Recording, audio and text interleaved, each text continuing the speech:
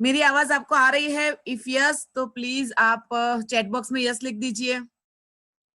Thank you so much.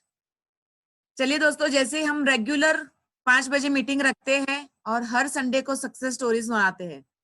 दोस्तों, success story सुनाने के पीछे का मेरा जो तात्पर्य है यही है कि कोई एक व्यक्ति अगर सफल हो सकता है और वो सफलता अगर उन्होंने पाई है तो उसके लिए एक रास्ता भी है, और वो उस रास्ते पे चल के अगर उन्होंने सफलता पाई है तो हर कोई व्यक्ति वो रास्ते पे चल के सफलता पा ही लेता है। बस वो सफलता की चाहत होनी चाहिए, वो जुनून चाहिए, वो जज्बा चाहिए। तो इसीलिए आज हम वापस एक स्टोरी लेके आए हैं आपके सामने, जो बहुत ही सक्सेसफुल स्टोरी है। मुझे बहुत ही इंस्पायर करती है ये स्टोरी, और उनको सुनना मेरे लिए सौभाग्य की बात है। मुझे बहुत अच्छा लगता है उनको सुनना। मैं जब उनको सुनती हूँ तो मेरे रोंगटे खड़े हो जाते हैं। पूरे बदन में एक खून सा एकदम फास्ट दौड़ने लगता है कि बस चलो उठो, भागो, दौड़ो, अभी तो बहुत कुछ करना है। मुझे भी वो बहुत इंस्पायर करते हैं, राइट दोस्तों? तो वैसी पर्सनालिटी को मैं आज आपसे मिलाने जा रही हूँ, और वो पर्सनालिटी का नाम है कल्पेश चित्रोड़िया सर, जो प्रेसिडेंशियल डायरेक्टर है मोदी केयर में, और उनको सिर्फ 2 साल ही हुए हैं मोदी केयर की जर्नी में। और ये 2 साल में उन्होंने गुजरात में अपना परचम बना दिया है। सब लोग उनको जानते हैं, और वो क्यों? क्योंकि उन्होंने कुछ करके दिखाया है। वो सिर्फ 2 साल में 34 lakhs मोदी केयर में से कमाए हैं। तो आज हम उनको ही सुनने वाले हैं दोस्तों। तो आप सब लोगों की जोरदार ताली के साथ मैं इनवाइट करना चाहूंगी presidential director mister Kalpesh Chitrodiya sir. Please welcome sir. Thank you so much ma'am, thank you so much. आपका बहुत सो बहुत वेरी शुक्रिया मच सर कि कि आप हमारे शो में आए। Thank you ma'am, thank you. और आपका भी बहुत बहुत शुक्रिया कि आज मेरा ये गुड लक है कि मतलब मैंने सोचा नहीं था कि जब इस बिजनेस में आया तो कि कभी कोई ग्लोबल ब्लैक डायमंड जी मुझे स्टेज पे इनवाइट करेगा। चलो स्क्रीन ही सही, लेकिन इनवाइट करेगा। सो एक हर एक मोदी करियन का ये सपना होता है। मैं तो मानूंगा कि हर एक सफल इंसान का ये ड्रीम होता है कि उसको इतनी बड़ी शख्सियत, इतनी बड़ी सफलता जिसको मिली है वो मौका दे हमें एक स्क्रीन पर आने का या स्टेज पर आने का। So it's my pleasure. Thank you so much ma'am. आपका और मितेश जी का बहुत बहुत आभारी हूँ कि आप लोगों ने मुझे ये मौका दिया आपके सामने आने का, आपकी टीम के सामने रूबरू होने का। दोस्तों, आज मुझे यहाँ पे इनवाइट किया है सक्सेस स्टोरी बताने के लिए। अब ये तो मुश्किल काम है कि जीबीडी के सामने बैठकर एक प्रेसिडेंशियल एक सक्सेस स्टोरी बताएं। आप समझ सकते हैं कि अभी तो कुछ एक एक बहुत अच्छा मुझे सेंटेंस है जो मुझे हमेशा अच्छा लगता है। मैं हमेशा कहता हूँ कि अभी तो कुछ पर्वत ही पार किए हैं, अभी तो कुछ पर्वत ही पार किए हैं, अभी तो पूरा आसमान बाकी है, अभी तो कुछ परिंदे उड़ाए हैं, अभी इस बाज की उड़ान बाकी है। तो वाह वो वाह वाली सर, बात है वाह वाह, भैया। क्या बात है। धन्यवाद, धन्यवाद। तो अभी तो जस्ट बिगिन है। मोदी केयर के साथ इस 18 तारीख को मैंने एक्टिवली काम करते हुए 24 महीने पूरे किए हैं, 2 साल कंप्लीट किए हैं। वैसे दोस्तों, मोदी केयर के अंदर रजिस्ट्रेशन मेरा मेरे दोस्तों ने लगभग लगभग मेरे एक्टिव होने से 7 या 6 महीने या शायद 5 महीने पहले रजिस्टर्ड कर दिया था। But I was not interested to build Modi care और एनीथिंग एल्स। मैं कभी भी मोदी केयर करना नहीं चाहता था। तो आज आपके सामने वो बंदा सक्सेस स्टोरी सुनाने आया है जो खुद मोदी केयर से नेगेटिव था। लेकिन कहते हैं ना कि जो बंदा जो सबसे ज्यादा नेगेटिव होता है ना, अगर वो कन्विंस हो गया ना, झंडे गाड़ देता है फिर। क्योंकि फिर उसको वो नेगेटिव नहीं कर सकता ना, क्योंकि वो खुद एक नेगेटिव था। लेकिन मैं यहाँ पे कैसे पहुंचा? देखो दोस्तों, आप ये जानते हैं कि मैंने मतलब 24 महीने के अंदर इतना अच्छा इनकम किया। लगभग लगभग मैम ने बताया जैसे 34 लाख प्लस अर्न किया है। लगभग लगभग 2.5 से 3 लाख रुपया उन्होंने एवरेज इनकम हो रही है। बिफोर लॉकडाउन 3 लाख थी, आफ्टर लॉकडाउन भी लास्ट मंथ 2.5 लाख था। तो ये इतनी बड़ी सफलता मिली कैसे? तो आपने ना सफलता देखी है, लेकिन ये सफलता के पीछे का जो ओरिजिनल, जो अभी आपको जो ये दिख रहा है ना, जो रेडीमेड आपको जो दिख रहा है successful version, actually this is what not reality. The reality was different. जो मेरा बैकग्राउंड है, जहां से मैं आ रहा हूँ, जिस सिचुएशन से मैं तैयार हुआ हूँ, जिस फील्ड में से मैं बाहर निकल कर आया हूँ, आपको वो सुनना तो पड़ेगा। तो मैं आपको थोड़ा सा फ्लैशबैक में लेकर जाना चाहूंगा कि मैं कहाँ से हूँ, कैसे इस फील्ड में आया, कैसे इस फील्ड से इस बिजनेस में आया, और कैसे मैंने कामयाबी हासिल की। तो मैं यहाँ पे जो आने वाला जो 1 घंटा है उसमें मैं 3 सेशन में जाऊँगा। सबसे पहला from where I am belongs to, मैं कहाँ से आ रहा हूँ, मेरा बैकग्राउंड क्या है।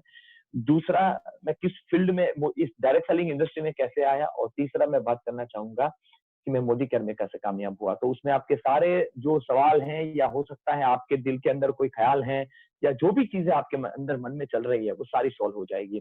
लेकिन ये मेरा वादा है, मैं हमेशा सेमिनार में कहता हूँ, यहाँ पे भी कहना चाहूँगा, ये 1 घंटा जब मेरा फिनिश होगा ना, मैं वादा करता हूँ, आप ज़िंदगी में कभी भी ये नहीं कह पाएँगे कि आप कामयाब नहीं हो सकते, सिवाय कि आप ना चाहें।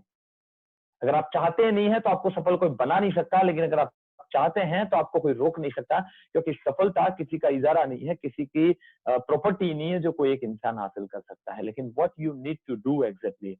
सो let me start from begin. आज की लगभग अगर कुछ पुराने लोग जिन्होंने अवनी मैम वाली मीटिंग में आए थे तो शायद मेरे बारे में जानना था, लेकिन बहुत सारे लोग आज तो नए हैं मैम की टीम से, तो मैं जीरो से ही बताना चाहूंगा। मेरा पूरा नाम कल्पेश है, कल्पेश चित्रोड़िया, और बेसिकली मैं गुजरात के ही नॉर्थ गुजरात जिसको बोलते हैं, उसमें मेहसाणा डिस्ट्रिक्ट के पास एक छोटा सा शहर है विसनगर, वडनगर विसनगर, जो अपना मोदी साहब का गांव है, वहीं से बिलोंग करता हूँ, नजदीक में से। इससे पहले व्हेन आई वाज बोर्न, तो बोर्न एंड बॉट अप मेरा सौराष्ट्र में हुआ है, गुजरात के अंदर, सुरेंद्रनगर डिस्ट्रिक्ट के अंदर। मेरे हम 3 भाई एक बहन है, पापा हैं जो टीचर हैं। घर में 7 मेंबर है, उसमें से 5 टीचर हैं, तो आप समझ सकते हैं कि टीचरों से भरा हुआ परिवार है। तो आपके ख्याल से मुझे भी टीचर होना चाहिए, क्योंकि क्या कहावत है कि डॉक्टर का बेटा डॉक्टर बनेगा कि नहीं बनेगा गारंटी नहीं है, लेकिन टीचर का बेटा तो टीचर बनेगा ही बनेगा। बनेगा क्या, बना के छोड़ते हैं उनको, है ना? तो ऐसे फैमिली में से बिलोंग कर रहा हूँ, जहाँ पे लाखों की कभी बात बोली तो छोड़ो, सोची भी नहीं जाती, है ना? वहाँ पे एक ही मकसद होता है, पढ़ो पढ़ो और शिक्षक बन जाओ, नौकरी लग जाओ, सरकारी जमाई बन जाओ, जिंदगी आराम से कट जाएगी। तो आई बिलोंग्स टू सच फैमिली। पापा हाई स्कूल में प्रिंसिपल थे, और जब मुझे याद है, मैं बचपन में जब छोटा था, ये आपको लगता है ना, आप कभी कभार, जो लोग मुझे जानते हैं बोलते हैं कि सर आपकी स्पीच अच्छी है, आप बहुत अच्छा बोल लेते हैं, क्या आप ये सीक्रेट जानना चाहते हैं? अच्छा, दूसरी चीज, मैं जब भी बोलता हूँ मेरे पास कुछ नहीं होता, ना पेपर ना कुछ पेन, जैसे आपके सर और मैम हैं, तो ये कहाँ से आता है? मैं आज उसका सीक्रेट बताना चाहूंगा कि ये फ्लो कहाँ से आता है। जैसे गूगल में डालते हैं तो कैसे धड़ाधड़ नॉलेज आ जाता है, बस वैसे ही जब जब माइक हाथ में आता है ना, जैसे वो आपने वो डीडीएल में वो डायलॉग सुना है ना, जब भी मेरे हाथ पियानो में पड़ते हैं तो पियानो अपने आप बजने लगता है। बस ये माइक का भी अपना दिल का रिश्ता ऐसा ही है, जैसे ही माइक हाथ में आ जाता है, पता नहीं रोम रोम के अंदर एक आग सी जल जाती है, सामने बैठे लोगों को देखकर ऐसे अंदर से शोले भड़कने शुरू हो जाते हैं, लगता है कि बस ऐसा कुछ इंस्पायर कर दे कि सब मिलकर आईडीएक्स को क्या पढ़ सकता है, क्योंकि आईडीएक्स को किसी एक जगह को फोड़ सकता है, हम साथ मिलकर पूरे हिंदुस्तान में एक बिजनेस को ब्लास्ट कर दे ताकि लाखों लोगों की जिंदगी बदल जाए। तो ये आया कहाँ से, मैं उसके बारे में आपको बताना चाहूंगा दोस्तों। इसके आने के पीछे 3 कारण थे। सबसे पहला कारण ये था कि when I was in the childhood, क्योंकि मैं जब नेचुरल है, पापा प्रिंसिपल थे, तो क्लास में कम, पापा के ऑफिस में ज्यादा बैठ जाता था। जब मैं 6 और 7 साल का था, और पहली दूसरी क्लास में, मैं पहली कक्षा में कभी बैठा ही नहीं स्कूल में, पास कर दिया था टीचरों ने। दूसरे क्लास में स्कूल में गया, लेकिन उस दौरान मैं करता क्या था, तो जो जो ज्यादातर वेकेशन का टाइम या तो स्कूल के बाकी का टाइम रहता था, या तो मैं स्कूल में नहीं जाता था, जैसे हम अपन उसको बंक बोलते हैं, तो करता था। तो क्या करते थे, पापा मुझे उनके साथ ले जाते थे, तो मैं उनके ऑफिस में चला जाता था। अब वो अपने लेक्चर लेने के लिए जाते थे, तो उनकी ऑफिस के अंदर लाइब्रेरी हुआ करती थी।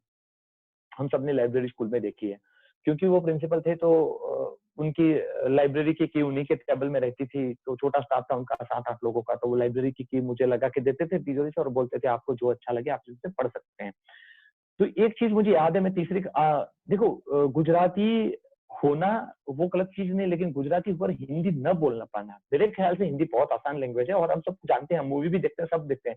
लेकिन जब एक अच्छा पढ़ा लिखा इंसान भी जब इसको हिंदी बोलने के लिए जब स्टेज पे बुलाया जाता है, तो हिंदी की क्या हालत करता है वो हम सब लोग जानते हैं। क्यों? क्योंकि हम उससे यूज टू नहीं है। तो बचपन से ही उन्होंने मुझे अपनी, क्योंकि वो हिंदी टीचर थे, उन्होंने मुझे हिंदी किताबें वहां पे पढ़ने के लिए देना शुरू कर दिया।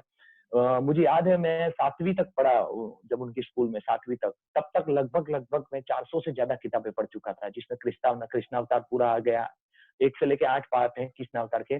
दलपत राम जोशी की सारी स्टोरीज मैंने पढ़ चुका हूँ, पंचतंत्र, ईशपनी बोध कथा, these are the Gujarati books. अगर कोई नॉन गुजराती सुन रहे हैं तो हिंदी में भी अवेलेबल होती है, आपकी मदर लैंग्वेज में भी होंगी आपके स्टेट में। तो ये सारी किताबें पढ़े। फिर ઝવેરચંદ મેઘાણી, સોરઠના સિંહ, સોરઠની શૌર્ય કથાઓ, કચ્છની રસધાર, ઝવેરચંદ મેઘાણી, तो बचपन से ये किताबें पढ़ी थी और उसमें भी स्पेशली ये जो ना कचनी रसदार जो झवेरचंद मेघाणी जी की है, फिर सोरठ ना सुरवैया हो, सोरठ में रस गाथा हो।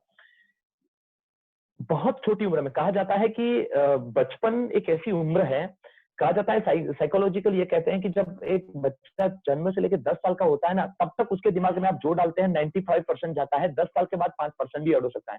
कोई बोले कि ट्यूशन क्लासेस में जाके बच्चा मास्टर हो जाता है, स्कूल में जाके मास्टर हो जाता है या फिर कहीं और जाके भी मास्टर हो जाता है। दोस्तों ऐसा कुछ नहीं होता। बच्चा कहीं पे भी पढ़ता है लेकिन 10 साल की उम्र तक उसके दिमाग में आपने जो डाल दिया वो हो जाता है। फिर उससे ज्यादा 5% से ज्यादा ऐड नहीं होता। तो वो जो बचपन की मेरी उम्र थी, उस सिचुएशन के अंदर मैंने जो वो किताबें पढ़ी थी, उस किताब ने मेरे ज़हन के अंदर एक चीज़ भर दी थी और वो थी साहस, हिम्मत, कुछ अलग करना, लीडरशिप लेना। ये सबसे बड़ा गुण है। डायरेक्ट सेलिंग फील्ड के अंदर whether it is Modi care और somewhere else, direct selling field हो, चाहे पॉलिटिक्स हो, चाहे क्रिकेट हो, स्पोर्ट्स हो, चाहे बॉलीवुड हो, चाहे दुनिया का कोई भी क्षेत्र हो, सफल वही बनता है जो लीडरशिप लेता है। और लीडरशिप ना कभी विरासत में नहीं मिलती। लीडरशिप आपके अंदर से जहन में से आती है। और अब क्योंकि हम लोग उस दौर में जन्म नहीं लिए जब ना तो आजादी की लड़त है, ना अंग्रेजों से फाइट करनी है, ना कोई मुगल आक्रमण है या कोई भी ऐसा फाइट है कि जिसके अंदर हमने पार्टिसिपेट करना है, ऐसा कोई हमने समय में जन्म नहीं लिया, तो हमें वो तो होना पॉसिबल ही नहीं था। लेकिन लीडरशिप क्रिएट होती है जब आप ऐसी कुछ चीजें पढ़ते हैं, जब समझते हैं। तो ये किताबें पढ़ी थी तब बचपन में एक चीज समझ में आ गई थी कि अगर हमें कामयाब होना है, मैं आपको एक एडवाइस जरूर दूंगा। मुझे नहीं पता ये एडवाइस सही है कि गलत है, लेकिन अगर आप पेरेंट्स हैं, अगर आप बच्चों के पेरेंट्स हैं, मम्मी या पापा है, मैं एडवाइस जरूर दूंगा, भले आप उनको मोबाइल दो, कुछ भी दो, लेकिन उसको झवेरचंद मेघाणी की कचनी रफ्तार जरूर पढ़ाओ, उसको सोरठनाथ सिंह जरूर पढ़ाओ। क्योंकि ये किताबें है ना, उनके जहन के अंदर वो बैटमैन कुछ क्रिएट नहीं कर सकता, वो स्पाइडरमैन उनके दिमाग में कुछ क्रिएट नहीं कर सकता, वो आयरन मैन कुछ नहीं कर सकता, वो कोई मैन कुछ नहीं कर सकता। उसको हनुमान समझा दो, हनुमान, हनुमान, उसको वो समझाओ। वो जो ताकत है ना, वो अंदर से जहन में आती है। तो मेरे बचपन में यही था। तो बचपन में बस ऐसे ही निकला समय, किताबें पढ़ना। उस वक्त टीवी, मोबाइल, स्मार्टफोन इतना नहीं था। मेरे घर पे भी टीवी नहीं था, पापा के घर में उतनी कोई सैलरी नहीं होगी शायद उनके पास। ब्लैक एंड व्हाइट टीवी का जमाना था। आपको लगेगा फिर मेरी उम्र कितनी है, वो लास्ट में बताऊंगा। तो खासकर कुछ इतना था नहीं, तो मतलब ज्यादा कुछ इतने मतलब फैसिलिटीज नहीं थी। तो स्पोर्ट्स में थे और किताबें पढ़ते थे। फिर ट्रांसफर हुआ वहां से, यहाँ पे मेहसाना डिस्ट्रिक्ट में आ गए पापा का, और यहाँ से आगे की पढ़ाई चालू करी। 10th तक कंप्लीट किया। फिर सोच रहे हैं कि क्या करते हैं, तो फिर बोले प्रिंसिपल का बेटा है तो बटने, चलो उसको साइंस ही लेना चाहिए, साइंस ही लेना चाहिए, है ना। तो साइंस लिया मैंने। वहां जाके पता चला कि यार साइंस में ऐसा भी होता है। ज्यादातर लोगों को क्या होता है, किसी भी बच्चे को पूछो कि बड़ा होकर क्या बनेगा, तो बोलेगा डॉक्टर बनेगा। फिर 10वीं में आता है तब पता चलता है अच्छा डॉक्टर इंजीनियर बनने के लिए साइंस रखना पड़ता है। फिर समझ में आता है चलो तब तो अपने बस का नहीं है। लेकिन कुछ मेरे जैसे लोग होते हैं जो रिस्क ले लेते हैं। वैसे मैंने रिस्क इसलिए नहीं लिया था कि मुझे साइंस रखना था, मैंने रिस्क इसलिए लिया था, रिस्क भी नहीं कह सकते, करना पड़ा क्योंकि प्रिंसिपल का बेटा है, अगर वो साइंस नहीं लेगा तो और बच्चे कैसे लेंगे। तो मैंने ले लिया और मैंने स्टार्टअप किया और फिर थोड़ा बहुत आगे भी बढ़े। लेकिन 11वीं में ही पता चल गया कि चला लफड़ा हो गया, गलत रास्ते पे चल गए हैं। लेकिन पूरा भी तो करना था क्योंकि वापस नहीं जा सकते ना। अगर आपको मोदी केयर कामयाब होना है ना, तो एक चीज याद रखना, वापस नहीं जाना है, क्योंकि वापस नहीं जा सकते। अगर वापस गए तो इज्जत जाएगी। इससे अच्छा फेल होना, लेकिन वापस नहीं जाना है। सो स्टार्टअप किया, 11th कंप्लीट किया जैसे तैसे करके, 12th में आए। 12th का रिजल्ट आया, साइंस में पास हो गया, इंग्लिश में फेल हो गया। कारण बताता हूँ क्यों फेल हुआ, क्योंकि मैं क्लास में कम, ट्यूशन कभी गया ही नहीं जिंदगी में, क्लास में कम, मैं मैदान में, ग्राउंड में ज्यादा पाया जाता था। मैं ग्राउंड के अंदर मैक्सिमम रहता था। क्रिकेट के अंदर मैं डिस्ट्रिक्ट तक खेला हूँ मेहसाना के अंदर, और तो वो बहुत बड़ा हॉबी था।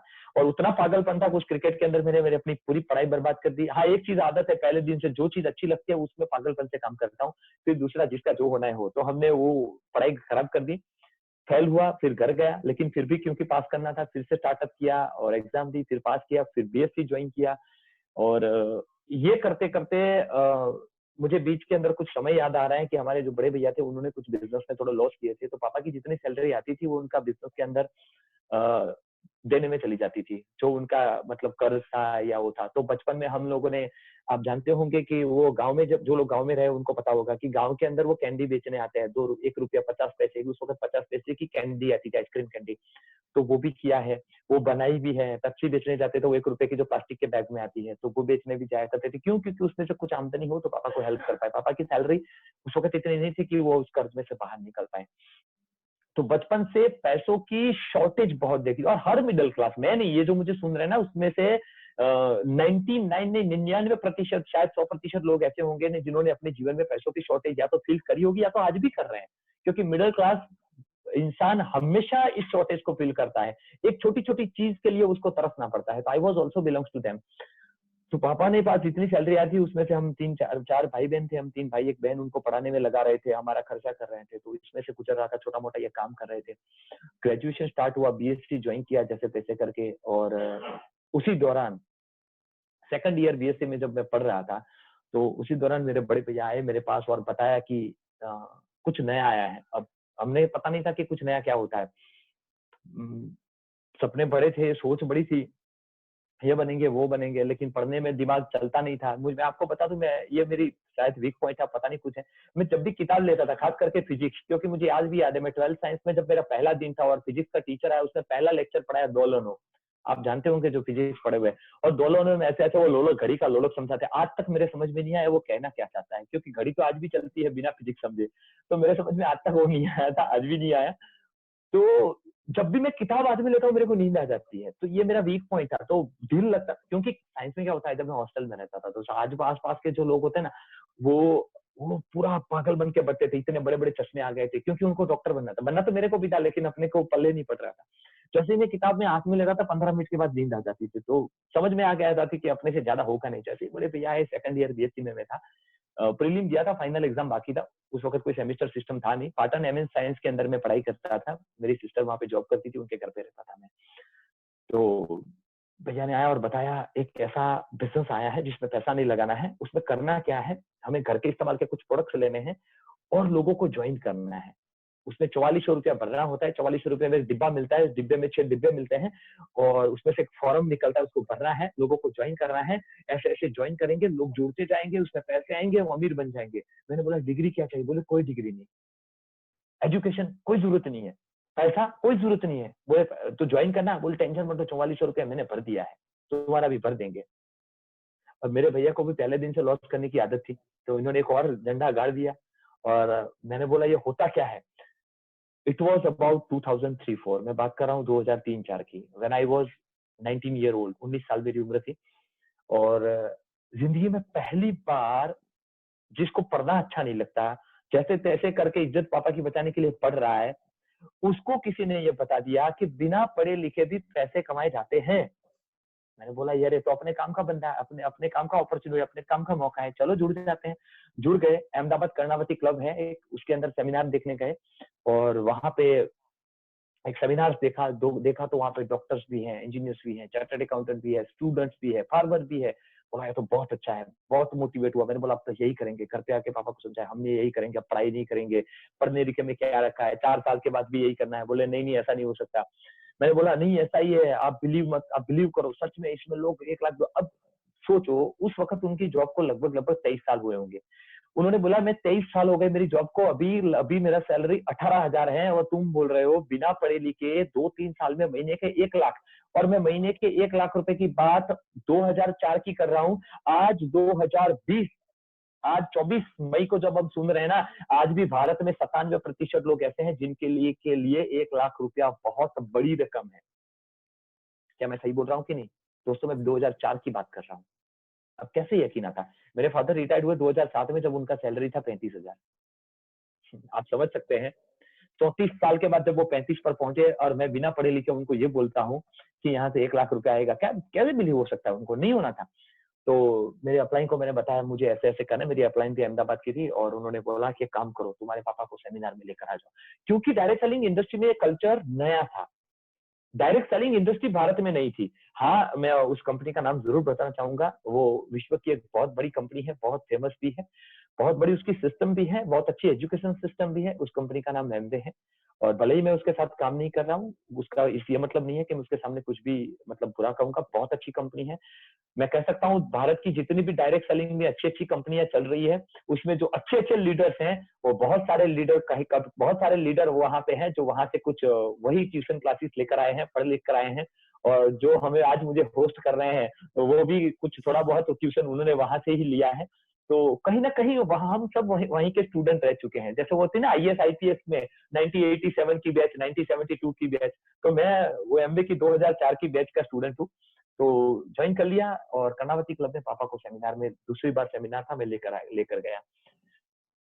एक चीज बता दूं, हमारे मोदी केयर में सेमिनार फ्री होता है, वहां पे फ्री नहीं होता था। 250 रुपया सेमिनार का होता था। आज लोगों को, हम लोग 50 रुपए ट्रेनिंग की टिकट रखते हैं ना, लोग बोलते हैं सर फ्री नहीं हो सकता क्या? 250 रुपया, it was about in 2004, before 16 year. और वहां पे पानी का पाउच फ्री में नहीं मिलता था, वो भी घर का लेना पड़ता था। खाना नहीं मिलता था, जाने आने का भाड़ा घर का देना था। उस वक्त ट्रांसपोर्टेशन नहीं था, स्मार्टफोन छोड़ो, सादा फोन भी नहीं था, मेरे पास तो नहीं था, है ना। और बहुत सारे लोगों के पास नहीं था। 2004 में आप में से जितने लोग मुझे सुन रहे हैं, पूछ लो ना अपने आप से, कितने लोगों के पास फोन था? बहुत कम लोगों के पास। सो सोचा पापा को ले जाते हैं, तो मैं ले गया उनको सेमिनार में। और वहां पे एक लड़का आया था पंजाब जलंधर से, इंद्रजीत सिंह, और वो साइकिल पंचर करता था और एमवे बिजनेस में आया और 5 साल में महीने के 1.25 लाख रुपए कमा रहा था। वो एमरल्ड डायरेक्टर, उसमें एक लेवल आता है 3 प्लेटिनम के, जैसे अपना एसीडी होता है। तो वो बंदा वहां पे आया और उसने सेमिनार लिया और बहुत लोगों को मोटिवेट कर दिया। मैंने रिटर्न में जाके पापा को बताया, देखो वो साइकिल पंचर करने वाला महीने के 1 लाख रुपए कमा रहा है, और मैं बीएससी खत्म करके क्या करूंगा, फिर एमएससी करूंगा, फिर बीएड करूंगा, फिर एमएड करूंगा, फिर मुझे एक नौकरी मिलेगी, फिर आपकी तरह मेरी तनख्वाह होगी, फिर मैं 40 साल काम करूंगा। आपने तो 2 व्हीलर भी नहीं लिया, मेरा भी कैसे आएगा? और उन्होंने नहीं लिया था तब तक।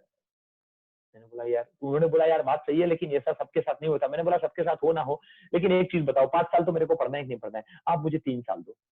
3 साल में देखो, अगर मैं टीचर बन गया फिर भी मुझे एमए करना है, अगर मैं डॉक्टर बन गया फिर भी मुझे ये करना है, अगर मैं इंजीनियर बन गया फिर भी मेरे को यही करना है। अगर वो करने, क्योंकि यहाँ पे स्टेज पे आपने देखा डॉक्टर, इंजीनियर, चार्टर्ड अकाउंटेंट सब लोग है ना, वो बनने के बाद भी अगर उन्होंने डायरेक्ट सेलिंग ही करना है, तो व्हाई शुड नॉट टुडे? तो आज से क्यों नहीं, मैं आज से ही क्यों नहीं कर सकता? तो मैं कन्विंस हो गया उनको बनाने में, क्योंकि पहले दिन से मैं उनके साथ थोड़ा अटैच था, क्योंकि उनको मुझ में ज्यादा ही कॉन्फिडेंस था। शायद हो सकता है उस वक्त वो उनका और कॉन्फिडेंस था, या मेरे के लिए प्यार था उनका। तो उन्होंने रिस्क ले लिया और मुझे परमिशन दे दी। और मैं, मेरी जिंदगी की सबसे बड़ी जो प्रॉब्लम थी, जिससे मैं डरता था, जो मुझे जर्रा भी अच्छा नहीं लगता था, वो है पढ़ना लिखना। मैं आप में से किसी को एडवाइस नहीं दे रहा हूँ कि आप अपने बच्चों को इससे मोटिवेट करें, क्योंकि कुछ लोग बोलते हैं कि पढ़े लिखे होना जरूरी नहीं है अमीर बनने के लिए, लेकिन मैं इतना जरूर कह सकता हूँ कि अगर आप पढ़े लिखे हैं तो अमीर बनने के चांसेस आपके बहुत जल्दी बन जाते हैं, ज्यादा बन जाते हैं। तो भैया, मुझे पहली आजादी जीवन में मिली पढ़ाई से, तो मैंने second year BSc final exam था, छोड़ दिया, आजाद पंछी बन गया। पापा ने एक बाइक लेकर दी और अब सोचा अब तो हम करोड़पति बन जाएंगे, अब तो हमारी भी टीम होगी, हमारे भी सेमिनार लगेंगे। किताबें अब तक मैं पढ़ता था जो ऐसी जिसमें स्टोरी वगैरह की थी, लेकिन अब किताबें चेंज हो गई, क्योंकि उस कंपनी के अंदर सिस्टम थी, आपको हर महीने 2 टेप्स पढ़नी है, सुननी है, हर महीने 2 किताबें पढ़नी है ना। एसओटी और एसओपी होता है, standing order on tapes, standing order on books. हर महीने 2 किताब आती है, हर महीने 2 टेप्स आती है, सफल लोगों की टेप्स आती है। सफल लोग, जैसे आज ये मैम आपके लिए हमें इन्वाइट करे, क्यों कर रहे हैं ये लोग? क्योंकि आप लोग हमें सुने, हम आपको सुने, तो आपको पता चले कि लोग सफल होते हैं। लेकिन वहां पे वो सिस्टम थी, क्योंकि मोदी केयर उस वक्त था, मैं बता दूं, मोदी केयर 96 से चल रहा है, क्यों, जबकि एमवे 98 में आया। लेकिन मोदी केयर को उस वक्त इसलिए पॉपुलर नहीं हो पाया, ये मैं जब तक जानता हूं मैं बता रहा हूं, क्योंकि मोदी केयर बिगिनिंग था, उसकी शुरुआत थी, उसको डायरेक्ट सेलिंग का कोई एक्सपीरियंस नहीं था उसको, और समीर मोदी जी कुछ भी तो उसको नहीं चला रहे थे जब तक मैं जानता हूं। और जब एमए इंडिया में आया तो वो ऑलरेडी 57 कंट्रीज में चलता था, उसके पास सिस्टम थी, एक्सपीरियंस था, 50 साल का एक्सपीरियंस था, तो वो ज्यादा अच्छे से डेवलप हो गए। जैसे भारत के पास हजारों साल पुराना इतिहास है, लेकिन फिर भी अंग्रेजों ने बहुत आसानी से उसको टेक ओवर किया। क्यों? Because they are very experience in ruling, वो रूलिंग में एक्सपीरियंस्ड थे। सेम, लेकिन क्या हाल हुआ कि यहाँ पे जब मैंने काम स्टार्ट किया, 3 साल तक मैं पागल की तरह काम किया। मेरे अपलाइन जिन्होंने मुझे मोटिवेट किया था, 3 साल के बाद पता चला ना ऊपर कोई अपलाइन था, ना नीचे कोई डाउनलाइन था। जिसने मुझे जोड़ा था वो भी छोड़ के चले गए थे, और जिसको मैंने जोड़ा था वो भी छोड़ के चले गए थे, बचा मैं अकेला। अब क्या करता? रिश्तेदारों को चैलेंज कर दी थी कि तुम्हारे घर पे आके गाड़ी का हॉर्न बजाऊंगा, तुम्हें तो मैं करके दिखाऊंगा। कि कुछ लोगों ने बताया, किसी को बेटे को अगर प्लान दिखाते थे तो वो बताते थे तुमने तो अपनी पढ़ाई करके कैरियर बर्बाद करी है, मेरे बेटे की कैरियर क्यों बर्बाद करते हो। तो हम उनको बोल देते थे तुम्हारा बेटा क्या झंडे गाड़ देगा, अगर मेरे साथ आ गया तो मैं करोड़पति बना के छोड़ दूंगा उसको। अब उनके घर से मैं गुजर नहीं सकता था, लोगों का सामना नहीं कर सकता। मुझे आज भी याद है, इट वॉज अबाउट 2006-7, और मेरी जिंदगी का जो सबसे क्रूशियल टाइम था, वो सबसे क्रूशियल, क्योंकि ना मैं घर पे रह सकता था ना मैं बाहर जा सकता था, और मेरे पास घर पे रहने का कोई चांस नहीं था। And I had to left my home, मुझे मेरा घर छोड़ना पड़ा, क्योंकि उस वक्त शादी भी हो चुकी थी, परिवार था, मुझे कमाना भी जरूरी हो चुका था, आमदनी कुछ थी नहीं, करियर स्पॉइल हो चुका था, पढ़ाई खराब हो चुकी थी। I don't have any another option to do anything else. क्या करता, घर पे भी नहीं रह सकता था। तो मेरा एक दोस्त जो है वही भी इसी में था, मेरी क्रॉस लाइन था, वो अहमदाबाद पहुंच गया था, और उसका एक दिन फोन आया घर के लैंडलाइन पे, मुझे बोले क्या कर रहा है। मैंने बोला कुछ नहीं यार, घर पे हूँ, परेशान हूँ, कुछ रास्ता बता, मैं यहाँ से कुछ भी करूंगा लेकिन मुझे यहाँ से निकाल।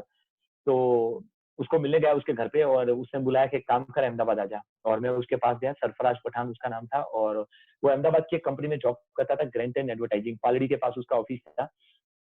और ग्रैंटन एडवर्टाइजिंग में मैं जब जॉब करने के लिए गया, दोस्तों मैं आपको जरूर बताना चाहूंगा कि यहाँ पे क्या क्रूशियल टाइम आता है। मैं आपको हर चीज को लिंकअप करने चाहूंगा।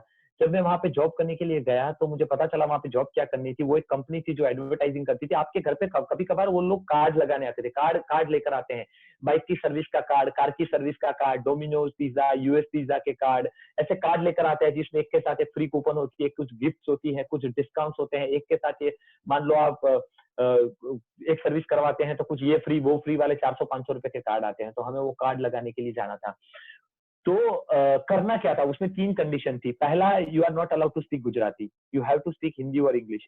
इंग्लिश बोलना है, सामने वाले कस्टमर को नहीं आता है तो हिंदी बोलना है। अब आप सोचो, मैं खुद इंग्लिश में फेल हुआ था, मैं क्या इंग्लिश बोलूंगा। लेकिन मेरा दोस्त था तो उसने बोला था जब भी मैनेजर तुम्हें कुछ बोले यस नो करे जाना, बाकी का मैं संभाल लूंगा, बाकी कस्टमर का तो देखा जाएगा।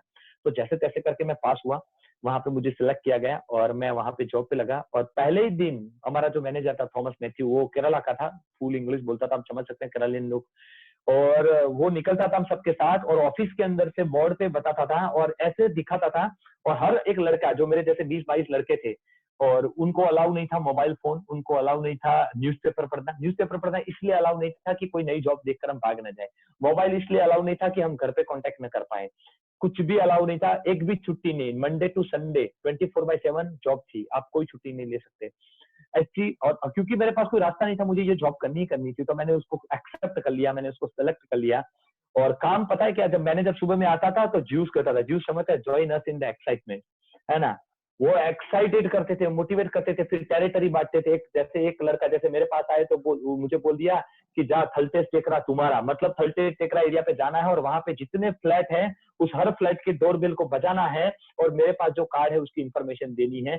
इस kind of salesman, door to door salesman जिसको कह सकते हैं, जिंदगी का सबसे बुरा टाइम। क्योंकि सपना देखा था बड़ा बनना, सूट पहनना, सेमिनार होना, कार होना, हजारों लोग मुझे सर सर बोले, लोग मेरे साथ मेरे ऑटोग्राफ ले, ड्रीम ये था। और कर रहा था लोगों के घर पे डोरबेल बजाना। और आप समझ सकते हैं दोस्त, जब लोग हमारे घर पे डोरबेल बजाते हैं तो लोग उनके साथ क्या बर्ताव करते हैं। एक 2000 की नौकरी वाला चौकीदार भी डंडे लेकर पीछे भागता था। किसी के घर पे जाते तो लोग मुंह पे दरवाजा पटक देते थे, कोई लोग गालियां भी देते थे। कभी कार्ड हुआ तो पैसा आया, उसमें फिक्स था, कोई सैलरी नहीं थी। अगर आपने कार्ड किया तो एक कार्ड पे 60 रुपए मिलते थे, अगर कार्ड नहीं हुआ तो कुछ नहीं। मुझे आज भी याद है, अगर 2-3 कार्ड हो गए तो उस दिन का खाना हो गया, अगर जिस दिन कार्ड नहीं हुआ उस दिन खाना भी नहीं होता था। दोस्तों मैं आपको बता दूं, जो अहमदाबाद के अगर कुछ लोग हैं और मुझे सुन रहे हैं, शायद आपके सूरत में वो चीज है कि नहीं है मुझे नहीं पता, लेकिन मैं जरूर कहना चाहूंगा, अहमदाबाद के अंदर एक दाबेली है जिसका नाम है कर्णावती दाबेली। उस वक्त वो 5 रुपए में 2 देता था और मेरे लिए वो मसीहा था, क्योंकि 5 रुपए में 2 दाबेली आ जाती थी, मतलब खाना बन जाता। तो मैं शाम को 5 रुपए की 2 दाबेली खाता था और दोपहर के अंदर 10 रुपए में 5 संतरे मिलते थे। तो 15 रुपए का एक्सपेंस करके मैं चलाता था। 10 रुपए में 5 संतरे खाना है, रोज के 6 किलोमीटर चलना है, क्योंकि मैंने पहले बता दिया बाइक मोबाइल कुछ अलाउड नहीं था। रोज का चलना, वॉक बाय वॉक ही चलना है। गर्मी लग रही है, ठंडी लग रही है, कोई लेना देना नहीं है। कार्ड लगाना है, कार्ड बिकेगा, पैसा आएगा तो खाना मिलेगा, वरना कुछ नहीं हो सकता।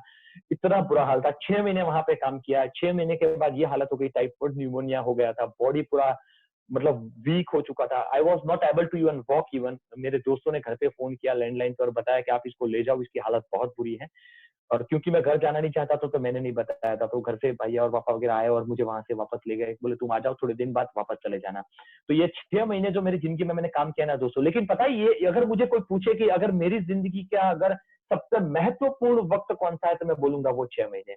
क्योंकि वो जो 6 महीने है ना, उसने मुझे अंदर से मजबूत बनाया, अंदर से स्ट्रांग बना दिया, पत्थर बना दिया अंदर से, क्योंकि उसने समझा दिया कि मेरे दोस्त अगर तुम्हारे पास पैसे हैं तो दुनिया तुम्हारे साथ है, अगर पैसा नहीं होगा ना तो कोई तुम्हारा हाथ भी पकड़ने वाला नहीं है, चाहे वो भाई हो, चाहे चाचा हो, चाहे मामा हो, चाहे बाप भी हो, कोई नहीं पकड़ेगा हाथ। पैसा होना बहुत जरूरी है, बहुत जरूरी है ना, वरना कोई कुछ नहीं पूछता। दूसरी चीज, पैसा कमाना इतना आसान नहीं है, बहुत अच्छे से समझ में आ गया, बहुत अच्छे से समझ में आ गया, पैसा कमाना इतना आसान नहीं है।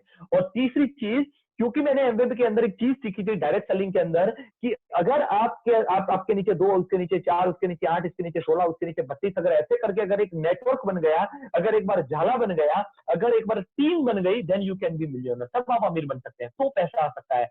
तो वो भले ही मैं हमेशा कहता हूं, जैसे एक जुगारी जुगाड़ नहीं छोड़ सकता, वैसे एक नेटवर्कर कभी नेटवर्किंग नहीं छोड़ सकता।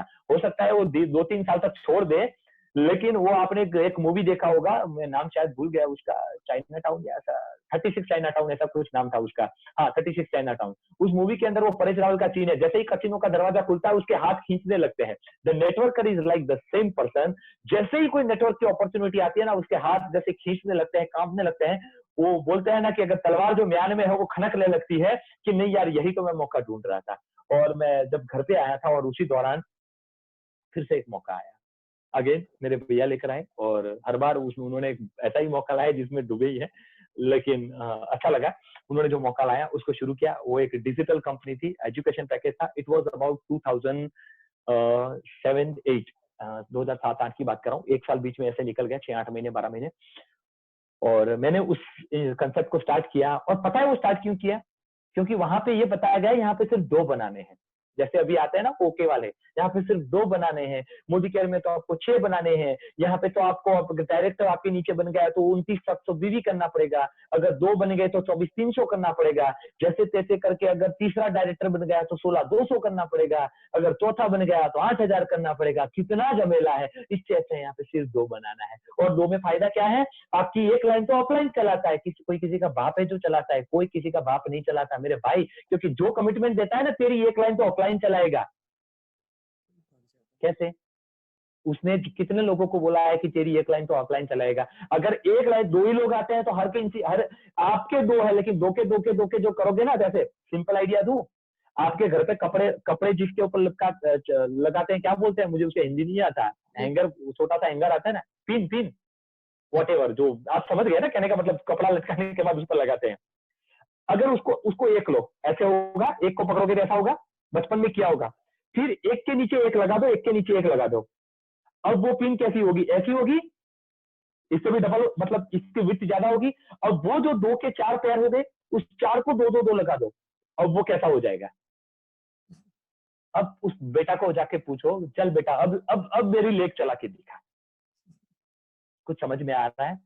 फालतू लोग होते हैं जो ये बकवास की बातें में आ जाते हैं। कोई 2 लेग 3 लेग कुछ नहीं होता मेरे दोस्त, बिजनेस लेग से नहीं होता, बिजनेस यहाँ से होता है, यहाँ से धंधा होता है, लेग से थोड़ा ना धंधा होता है। अरे मेरे दोस्त, जहाँ पे हम खड़े हो जाते हैं, चाहे 2 हो चाहे 200 हो, लोग मोदी केयर या ओके देखकर ज्वाइन नहीं करते, लोग आपका जिगरा देखकर ज्वाइन करते हैं कि मेरे घर पे जो डेमो दिखाने आया है, मुझे जो प्लान दिखा रहा है, उसमें कितना कैलिबर, उसमें कितना दम है, क्या वो मुझे अमीर बना सकता है? अगर वो आपके अंदर कॉन्फिडेंस है ना मेरे दोस्त, तो कोई 2 लाइन 6 लाइन में कोई फर्क नहीं पड़ता। लेकिन फिर भी मैं आज आपको उसका फंडा क्लियर जरूर करूंगा, ये 2 वालों का।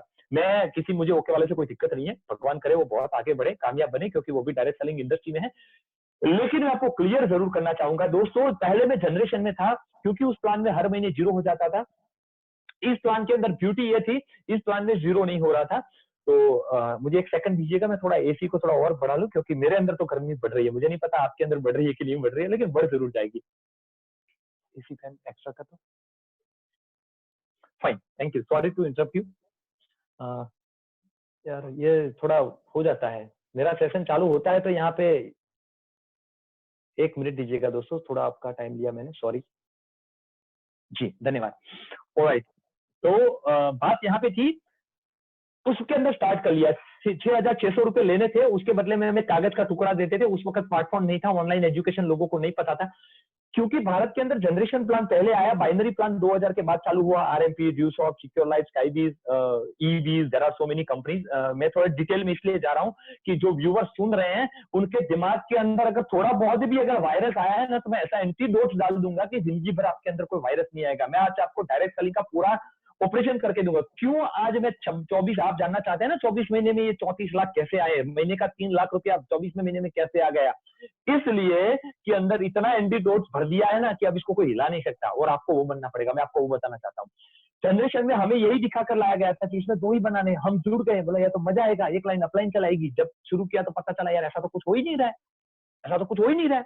स्टार्टअप किया क्योंकि उसमें फायदा होता था, पैसा जल्दी आता था। जब पेयर बन जाती थी तो जल्दी पैसा आ जाता। 6:3 की पेयर थी, मतलब 9 लोगों को जोड़ते थे, 9 लोगों को 6,500 भरवाते थे, तब 1900 या 2000 रुपए का चेक आता था। मतलब क्या हुआ, 7,000 रुपया भरवाने के बाद 2000 रुपए का चेक, कितना परसेंट हुआ? सोच के तो देखो, उससे मोदी केयर कई गुना ज्यादा देता है। लेकिन उस वक्त तो पता ही नहीं था, जनरेशन से इसमें आए थे तो उसमें भी काम किया, 2 साल काम किया। 2 साल के बाद पता चला कि हम तो कुछ उसमें झंडे नहीं गाड़ पाए, लेकिन जिसने गाड़े थे उनके भी हाल बुरा हो गया। और वो टाइम था 2009-10 का, जब बुरा हाल चल रहा था सारी बाइनरी कंपनियों का, चाहे वो ड्यूसॉफ्ट हो, चाहे आरएमपी हो, चाहे हर बाइनरी कंपनी की मैं बात कर रहा हूँ। क्यों बुरा टाइम चल रहा था वो भी मैं समझा दूं। बाइनरी का प्लस पॉइंट ये है, वहां पे टीम जल्दी बन जाती है सॉरी, लेकिन उसका सबसे बड़ा वीक पॉइंट ये है, जिस दिन आपकी टीम में भले ही 1 लाख लोग हो, लेकिन जिस दिन एक नया बंदा नहीं आया, उस दिन आपकी इनकम 0। मतलब वो माथे जोड़ने का प्लान था। जिस दिन माथा आना बंद, पैसा आना बंद। और मान लो मैं कल्पेश हूं, मैंने ए और बी को जोड़ा, और अगर ए और बी अगर काम कर रहे हैं तो वो मेरे काम के हैं, अगर वो किसी और को नहीं ला रहे हैं तो वो बात खत्म। यूज एंड थ्रो, वो चाइना रेजर जैसे थे, यूज किया, थ्रो किया, फेंक दिया।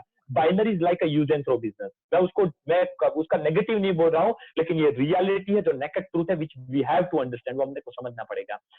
खैर, मैं आपको बता दूं, बाइनरी चाहे वो किसी भी भारत की बड़ी कंपनी हो जिसके अंदर करोड़ों रुपए कमाए, मैं ये नहीं कहूंगा उसमें लोगों ने पैसे नहीं कमाए, जल्दी भी कमाए, लेकिन क्या उनके नेटवर्क बचे? नहीं। क्यों? क्योंकि उसमें जिस दिन से नीचे से लोगों का पत्ता गिरना चालू हुआ, बड़े बड़े जो किले थे ना वो गिर गए। आज एक भी ऐसा बाइनरी का लीडर नहीं है जो बाइनरी में टिक पाया हो। क्यों? क्योंकि जिस दिन नया आना बंद, पैसा आना बंद। तो वहां पे भी यही हाल हुआ भैया 2009-10 में। अब क्या करें, फिर से उल्टे मुंह गिरे, कोई रास्ता नहीं था। फिर परिवार वालों ने बोला एक काम कर ले, तू एक काम कर, फिर से पढ़ाई कर ले। और अब तो क्योंकि नेटवर्किंग में बोलना सीख गया था, तो लोगों को भरोसा आ गया कि अब ये पढ़ेगा तो डेफिनेटली अब तो पास हो जाएगा, हर कुछ कर लेगा। तो सोचा साइंस तो नहीं रखेंगे, क्योंकि नेटवर्क शायद कोई और अच्छी कंपनी मिल जाए तो खर्च आएंगे, और उसमें प्रैक्टिकल वगैरह होते हैं तो वो एक्सटर्नल नहीं कर सकते। तो आई हैव ज्वाइंड ग्रेजुएशन। और क्योंकि मैं इंग्लिश में फेल हुआ था, तो मैं हमेशा याद रखता हूँ जिस चीज में मैं फेल होता हूँ, मैं उसको फिर मैं वो मेरी पागलपन बन जाती है उसको कामयाब होने के लिए। Then I have joined BA with English in north Gujarat university in Visnagar. मैं आपको बताऊं, मैं ये एक्सपीरियंस जरूर शेयर करना चाहूंगा आपके सामने। मैं जिस शहर में रहता हूँ विसनगर, उसकी कॉलेज के अंदर मैं एडमिशन के लिए गया बीए विथ इंग्लिश के अंदर। देखो पागल लोग ही इतिहास बनाते हैं, मैं आपको साबित करता हूँ। मैं उसके अंदर गया और मैंने फॉर्म भरा, तो मैंने सोचा मेरा नंबर तो आ गया, पता चला मेरा मेरिट लिस्ट में नाम नहीं आया। तो मैं मिलने गया ऑफिस में, क्लर्क को मिला, बोले सॉरी नहीं हो सकता। पापा के एक दोस्त है, उनको पूछा, बोले आपके बेटे का मेरिट ही नहीं हो रहा है। मैंने बोला मेरिट कैसे नहीं हो रहा है, मेरा मेरिट तो है 59% तो है, मेरे 59 थे सेकंड टाइम जब मैंने साइंस पास किया। तो बोले नहीं नहीं, मेरिट 52 पे अटक चुका है। 52 पे मतलब उसका क्या बोलते हैं उसको, सीलिंग है, मुझे समझ में नहीं आता, मतलब उसका मेरिट का लास्ट लेवल था, अभी 52 तक में। तो मैंने बोला मेरा 59 है। बोले नहीं हो रहा है, आपका तो 51 ही हो रहा है। बोला ये कैसे पॉसिबल हो सकता है। तो मैं इनको मिलने गया, मेरी मार्कशीट लेकर गया, तो फिर उन्होंने बोला एक काम करो, आप प्रिंसिपल को मिलो। तो मैं प्रिंसिपल को जाके मिला। अब दोस्तों कोई साथ में आने वाला तो था ही नहीं, क्योंकि अपने खुद करियर खराब करी थी। लेकिन नेटवर्किंग किया था ना, तो वो तो फिर फर्क ही नहीं पड़ता था, सामने प्रिंसिपल है, डॉक्टर है, इंजीनियर है, कलेक्टर है, क्या फर्क पड़ता है, अपने को तो सामने जाके अपना भाषण ही तो देना, अपनी स्पीच तो देनी है। तो मैंने जाके वहां पे बोलना शुरू किया, और मुझे आज भी याद है मैंने इंग्लिश में बात की थी उनके साथ, और ये मैं सीखा था नेटवर्क मार्केटिंग इंडस्ट्री। और ग्रैंटन, जो मैंने 6 महीने 5 रुपए की दाबेली खाई थी ना, उसने मुझे इंग्लिश सिखा दी थी। तो दुनिया में हमारे धर्म और दुनिया के हर ग्रंथ में कहा है, लेकिन गीता में एक सेंटेंस जरूर कहा गया है कि अपने कहा गुजराती में, करेलू क्यारे व्यर्थ जतु नहीं करा, कोई भी किया हुआ कार्य कभी व्यर्थ नहीं जाता। बाइबल में कहा है there is no free meal, दुनिया में कुछ मुफ्त नहीं होता। जब भी आप कुछ करते हैं ना, उसका फल जरूर मिलता है। वो 6 महीने भले ही 5 रुपए की दाबेली में ही गए, टाइफॉइड न्यूमोनिया लेकर आया, लेकिन मैं साथ में इंग्लिश लेकर आया था। तो मैंने इंग्लिश में प्रोफेसर के साथ बात करी, और सॉरी प्रिंसिपल के साथ, और प्रिंसिपल ने कहा बेटा लेकिन आपका मेरिट नहीं हो रहा है, we can do anything, system मना कर रहा है। फिर मैंने बोला सर मेरा मार्कशीट देखो, तो बोला यार मार्कशीट तूने गलती करी। मैंने बोला क्या गलती करी है? बोले तुमने सिर्फ थियोरेटिकल मार्क्स ही लिखे हैं, प्रैक्टिकल के तो लिखे ही नहीं है। क्योंकि जब बीएससी में एडमिशन लेना होता है, मैं उस वक्त की बात कर रहा हूँ, अब तो सब चेंज हो गया, ए स्ट्रीम बी स्ट्रीम आ गया, उस वक्त नहीं था। तो उस वक्त प्रैक्टिकल के मार्क्स लिखने नहीं होते थे। तो मैंने तो आर्ट्स में भी प्रैक्टिकल के मार्क्स नहीं लिखे, तो एक तो थे 59, उसमें से भी कम हो गए, कौन एडमिशन देगा? तो पास के एक दूसरी कॉलेज के अंदर एडमिशन लिया पापा के पहचान से। लेकिन आज भी याद है, तो वो जिस कॉलेज में मुझे एडमिशन मिला, उसी साल 2009-10 की बात कर रहा हूँ। उस वक्त वांचे गुजरात कंपटीशन चल रही थी, जब मोदी साहब थे यहाँ पे, हमारे गुजरात के सीएम। वांचे गुजरात चल रहा था, स्वर्णिम गुजरात, वांचे गुजरात। और उस वक्त नॉर्थ गुजरात यूनिवर्सिटी के अंदर एक कंपटीशन हुई थी, और उस कंपटीशन के अंदर 87 कॉलेजेस में फर्स्ट आया था। और हमारे जो आज के प्राइम मिनिस्टर है मोदी साहब, उनके हाथों से मैंने ट्रॉफी लिया हुआ है। महात्मा मंदिर तब नया नया बना था। और मैंने उस वक्त जिस किताब के बारे में बोला था, वो किताब का नाम था यू कैन विन, जीत आपकी, जो आज भी मेरी जिंदगी का हार्ट है, मेरी सफलता का हृदय है। वो जीत आपकी किताब पढ़ लो, उसमें 100 सक्सेस स्टोरी है, उसको पढ़ लो। आपको नाकामयाब होने से, फेल होने से, आपको मतलब फेल होने के लिए आपके पास कोई कारण नहीं बचेगा, आपको सफल होने से कोई रोक नहीं सकता। वो हर जगह पे वो कॉन्क्रीट है।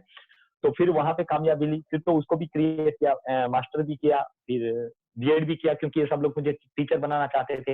लेकिन दिमाग में वही पड़ रहा था, नेटवर्क। उसी दौरान एक स्कूल में जॉब किया। मैं इसमें थोड़ा स्पीड में जा रहा हूँ, मैं क्यों आपको मेन टॉपिक में आऊंगा। थोड़ा सा मैं स्कूल में जॉब में गया। स्कूल में गया तो पता चला कि स्कूल बनाने के लिए पैसे नहीं लगते, स्किल लगती है। तो मैंने बोला यार अच्छा, ये तो अच्छा आइडिया है।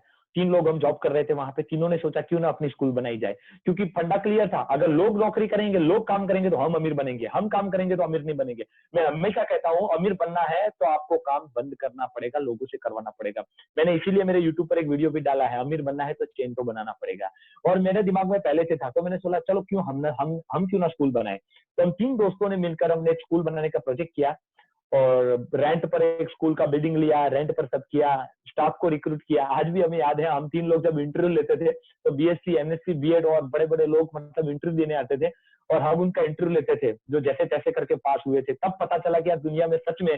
और एक चीज बताऊं दोस्तों, ये देखने का मजा कुछ और होता है, जब आपकी डिग्री का कोई ठिकाना नहीं है, एक क्लास की 3-3 मार्कशीट ले रखी है, मतलब 3-3 बार आप फेल हुए हैं, और आपके सामने जब एक मास्टर को बंदा इंटरव्यू देने आता है और पूछता है सर आप कितना सैलरी दोगे, जस्ट फील करो कितना मजा आता है उस वक्त। बिकती है मेरे दोस्त, नौकरियां बिकती है। एक बार निकल के तो देखो, इतना बड़ा मौका। मैं नौकरी को अंडर एस्टिमेट नहीं कर रहा हूँ, मैं उसको नेगेटिव नहीं बोल रहा हूँ, मैं उसको मतलब प्रीजर्व नहीं कर रहा हूँ। आप कोई बुरा मत मानना। मैं कहना क्या चाहता हूँ कि किस लेवल की सोच होनी चाहिए। स्कूल का प्रोजेक्ट किया, उसमें भी काम किया, खुद मार्केटिंग किया, खुद डील किया। और दोस्तों सफलता की आदत हमेशा आपके साथ रहती है, लेकिन हाँ उसके लिए आपको बहुत सारी निष्फलताओं को चखनी पड़ती है। स्कूल के प्रोजेक्ट में स्टार्टअप किया, और मेरे दोस्त आज 2020 चल रहा है, आज 7 साल हुए हैं। लगभग 1200 बच्चे स्कूल में पढ़ते हैं, 52 का स्टाफ है। पहले खुद का स्कूल था, आज दूसरा स्कूल चलाने के लिए लिया है। 3 पार्टनर थे, उसमें से एक आज अब्रॉड है, एक चला रहा है। मैं मोदी के राज फुल टाइम बिल्ड कर रहा हूँ, उसमें आज बहुत कामयाब है। उस शहर के अंदर जब हमने स्कूल चालू किया, तो लोग बोल रहे थे यहाँ पे तुम्हारी प्राइवेट स्कूल नहीं सकती, यहाँ पे बड़ी बड़ी 3 सरकारी स्कूल है, यहाँ पे फ्री में पढ़ाया जाता है, तुम पैसे लेकर कैसे पढ़ाओगे। हमने इसी चीज को मार्केटिंग किया कि फ्री में पढ़ाते हैं, क्या पढ़ाएंगे, हम पैसे लेकर पढ़ाएंगे, आपके बच्चों को अच्छे से अच्छा एजुकेशन देंगे। मुझे आज भी याद है, वडगाम जैसा एक छोटा सा तहसील गांव है, बनासकांठा डिस्ट्रिक्ट का एक छोटा सा शहर, जहाँ पे हमने एसी स्कूल लगाया था। जहाँ पे पालनपुर एक बड़ा शहर है, जहाँ पे शायद 1 या 2 एसी स्कूल थी। उस वक्त हमने इतने छोटे से शहर के अंदर हमने एसी स्कूल चालू किया था, एक नया स्ट्रेटेजी लेकर आए थे, और हमने स्कूल को फुल किया, और आज हमारे पार्टनर उसको सक्सेसफुली रन कर रहे हैं। तो उस फील्ड में भी हम कामयाब रहे। खैर, लेकिन दिल नहीं लग रहा था, वो पैसा नहीं आ रहा था, वो शख्सियत नहीं आ रही थी, कोई ऑटोग्राफ लेने नहीं आ रहा था। स्टाफ को सैलरी देते थे, लेकिन कोई ऑटोग्राफ नहीं देता था। वो मजा नहीं आ रहा था, वो कामयाबी नहीं मिल रही थी। आई वाज सर्चिंग, यार ये मजा नहीं आ रहा। उसी दौरान 2015 के अंदर एक दोस्त का फोन आया कि कल्पेश, एक बहुत अच्छा मौका है, फिर से एक डायरेक्ट सेलिंग कंपनी। जैसे वो आप एक्सपेंडेबल मूवी देखते हैं ना, हर बार उनको कोई ना कोई नया काम मिलता है। जैसे आप इसको देखते हैं आप MI मिशन पॉसिबल, है ना, मिशन, उसमें भी जब टॉम क्रूज को हर बार कोई ना कोई एक नया मौका मिलता है, कोई नया काम। जैसे मुझे भी लगा हाँ यार, और कॉल करने वाले अपने वाले ही होते हैं जो हर बार किसी न किसी मिशन में डाउनलाइन या अपलाइन होते हैं। तो ऐसे ही एक दोस्त का फोन आया एक नए मिशन के लिए, और मैंने उस मिशन को देखा, अच्छा लगा, ज्वाइन किया। और वो कंपनी एक बाइनरी प्लान थी। आपको लगेगा यार कितनी कंपनी करके आए हैं, सोचो मेरे दोस्त, कामयाब होने के लिए कितने पापल मिलने पड़ते हैं, ऐसे ही नहीं मिलती कामयाबी। तो अगर आप में से कोई अगर पहली बार डायरेक्ट सेलिंग में है, मोदी केयर में पहली बार है, पहली बार नेटवर्किंग कर रहा है, आप भी 2 साल से हैं, और फिर भी अगर आपको 2 लाख रुपये छोड़ो, 1 लाख रुपया भी नहीं आ रहा है, छोड़ो 50,000 भी नहीं आ रहा है ना, टेंशन लेने की जरूरत नहीं है। कल्पित चितौड़िया को जो 24 महीने में आप महीने के 3 लाख देख रहे हैं ना मेरे दोस्त, वो 24 महीने के 3 लाख नहीं है, ये 9 साल बिना पैसे काम किए की ताकत है। जिस कंपनी की, पहली कंपनी की बात करी ना मैंने, एमवे, जिसको मैंने 3.5 साल किया, आपको पता है मेरा हाईएस्ट चेक कितना था? क्या आप में गर्ज है, क्या आप में हिम्मत है कि आप उतना कर पाएंगे? दोस्तों, मेरा हाईएस्ट चेक था 920 रुपए का, और वहां पे 1,000 रुपए के नीचे का चेक नहीं आता था, वाउचर आता था, जो आप बैंक में जमा नहीं कर सकते, आपको प्रोडक्ट लेनी पड़ती है। सोच के तो देखो, पढ़ाई, करियर सब बर्बाद करने के बाद हाईएस्ट चेक 920 रुपए का। यहाँ पे लोग मोदी केयर में director, senior director, executive director बन जाते हैं, और फिर बोलते हैं 15-20 हजार आ रहा है, मजा नहीं आ रहा है। अरे मच्छर, एक बार तू एमबीए करके देख बेटा, पता चलेगा 15,000 छोड़ 1,500 कैसे आते हैं। वैल्यू किसी भी चीज की तब क्रिएट होती है मेरे दोस्त, जब आपने ना, जब मुश्किल चीज का सामना किया हो। आज की तारीख में हिंदुस्तान के अंदर अगर नेटवर्क मार्केटिंग करना है तो जनरेशन करना बहुत जरूरी है, लेकिन अगर उसमें कामयाब होना है तो आसान कंपनी अगर आप ढूंढ रहे हैं, तो दिया क्या, आप लाइट गन लेकर भी निकलोगे ना मेरे दोस्त, तो मोदी केयर से आसान कोई कंपनी नहीं है। और मैं इसलिए नहीं कह रहा हूं कि मुझे 3 लाख आ रहे हैं, इसलिए कह रहा हूं कि 12 साल ठोकर खाने के बाद मैंने इसको सिलेक्ट किया है, इसलिए मैं कह रहा हूं। जो कामयाबी मुझे 3 बार नहीं मिली, वो यहां पे मुझे मिली। क्यों? मैं बताना चाहता हूं उसको। 2015 में जिस कंसेप्ट को मैंने ज्वाइन किया, मुझे बहुत अच्छा लगा वो कंसेप्ट, क्योंकि उसमें कुछ प्रोडक्ट नहीं था, कुछ नहीं था, डिजिटल कंसेप्ट था। माई रिचार्ज करके कंपनी आज भी चल रही है, बहुत अच्छी कंपनी है, सक्सेसफुली चल रही है। रिस्पेक्ट कर रहा हूं उन लोगों को जिन्होंने मुझे मौका दिया, जिनके साथ मैंने काम किया। 2015 से 2016 बहुत ही बेहतरीन टाइम था, बहुत ही बेहतरीन दिन था, बहुत अच्छे पैसे उसमें आ रहे थे, वहां पे सक्सेसफुल था। 13 महीने में लगभग 39,000 लोगों की टीम बनी थी, लगभग 40,000 लोगों की टीम बनी थी वहां पे। बाइनरी था ना, 2 लाइन वाला था वो, जल्दी जल्दी बन गया। लेकिन जिस दिन नवा बंदा आना बंद, पैसा बंद। अब वहां पे पैसा बंद नहीं हुआ था, वहां पे हाल ये था कि उसी वक्त सितंबर 2016 में भारत सरकार की गाइडलाइन आ गई, व्हाइट पेपर आ गया। हमारे डॉक्टर वीके सिंह, इकोनॉमिस्ट, जिन्होंने अमिताभ कांत जो हमारे वित्त मंत्रालय के प्रमुख हैं, और IDSA और FDSA जो उस संस्था को चला रही थी, उनका जो गाइडलाइन आ गया कि if you want to do direct selling, then you must have to work with the few ethical companies और फ्यू एथिकल आइडियाज। और उस वक्त जो आइडिया से उसमें पहला था, आपकी कंपनी के पास खुद का प्रोडक्ट होना चाहिए, जो मेरी कंपनी के पास नहीं था। उसके पास तो रिचार्ज था, और रिचार्ज को उन्होंने प्रोडक्ट में कंसिडर नहीं किया। क्या हाल होगा सोचो। 39,000 की टीम, उस वक्त 1.5 लाख का चेक, सब नीचे। और ना सिर्फ ये, अल्पेश सर ने क्या RMT में ये फेस नहीं किया। ड्यूसॉफ्ट के अंदर बड़े बड़े ईबीज, आज देखो ईबीज एक ऐसी कंपनी जिन्होंने व्हाइट शर्ट रेड टाई वाले जिहादी बनाए। जिहादी शब्द मैं इसलिए यूज कर रहा हूं कि वो लोग इतने पावरफुल, 19-20 साल के लड़कों को वो इतना मास्टर ब्लास्टर बना देते थे कि उनको कोई डाइवर्ट नहीं कर सकता, पैसा देकर भी उनको ज्वाइन नहीं करवा सकते थे। ऐसे लोग आज कहां पे हैं, गिर गए सब। तो दोस्तों, उसी दौरान ये सिचुएशन आई, मुझे अब डिसीजन लेना था, लेकिन क्योंकि इतनी बड़ी टीम थी, I was not able to take decision. मैं डिसीजन नहीं ले पा रहा था मेरी टीम की वजह से, क्योंकि मेरी टीम क्या सोचेगी, मेरे लोग क्या सोचेंगे जिन्होंने मेरे भरोसे ज्वाइन किया था। तो मैं डिसीजन नहीं ले पा रहा था। धीरे धीरे करके मेरी टीम नीचे से जा रही थी। कुछ मेरे दोस्त आज भी मेरे साथ है, मेरी टीम में ही है। तो उन्होंने बोला कि यार अब कब तक रुकेंगे, हम जाते हैं। मैंने बोला यार थोड़ा रुक जाओ, लेकिन कुछ रहे कुछ गए। और उसी दौरान क्या हुआ मुझे आज भी याद है।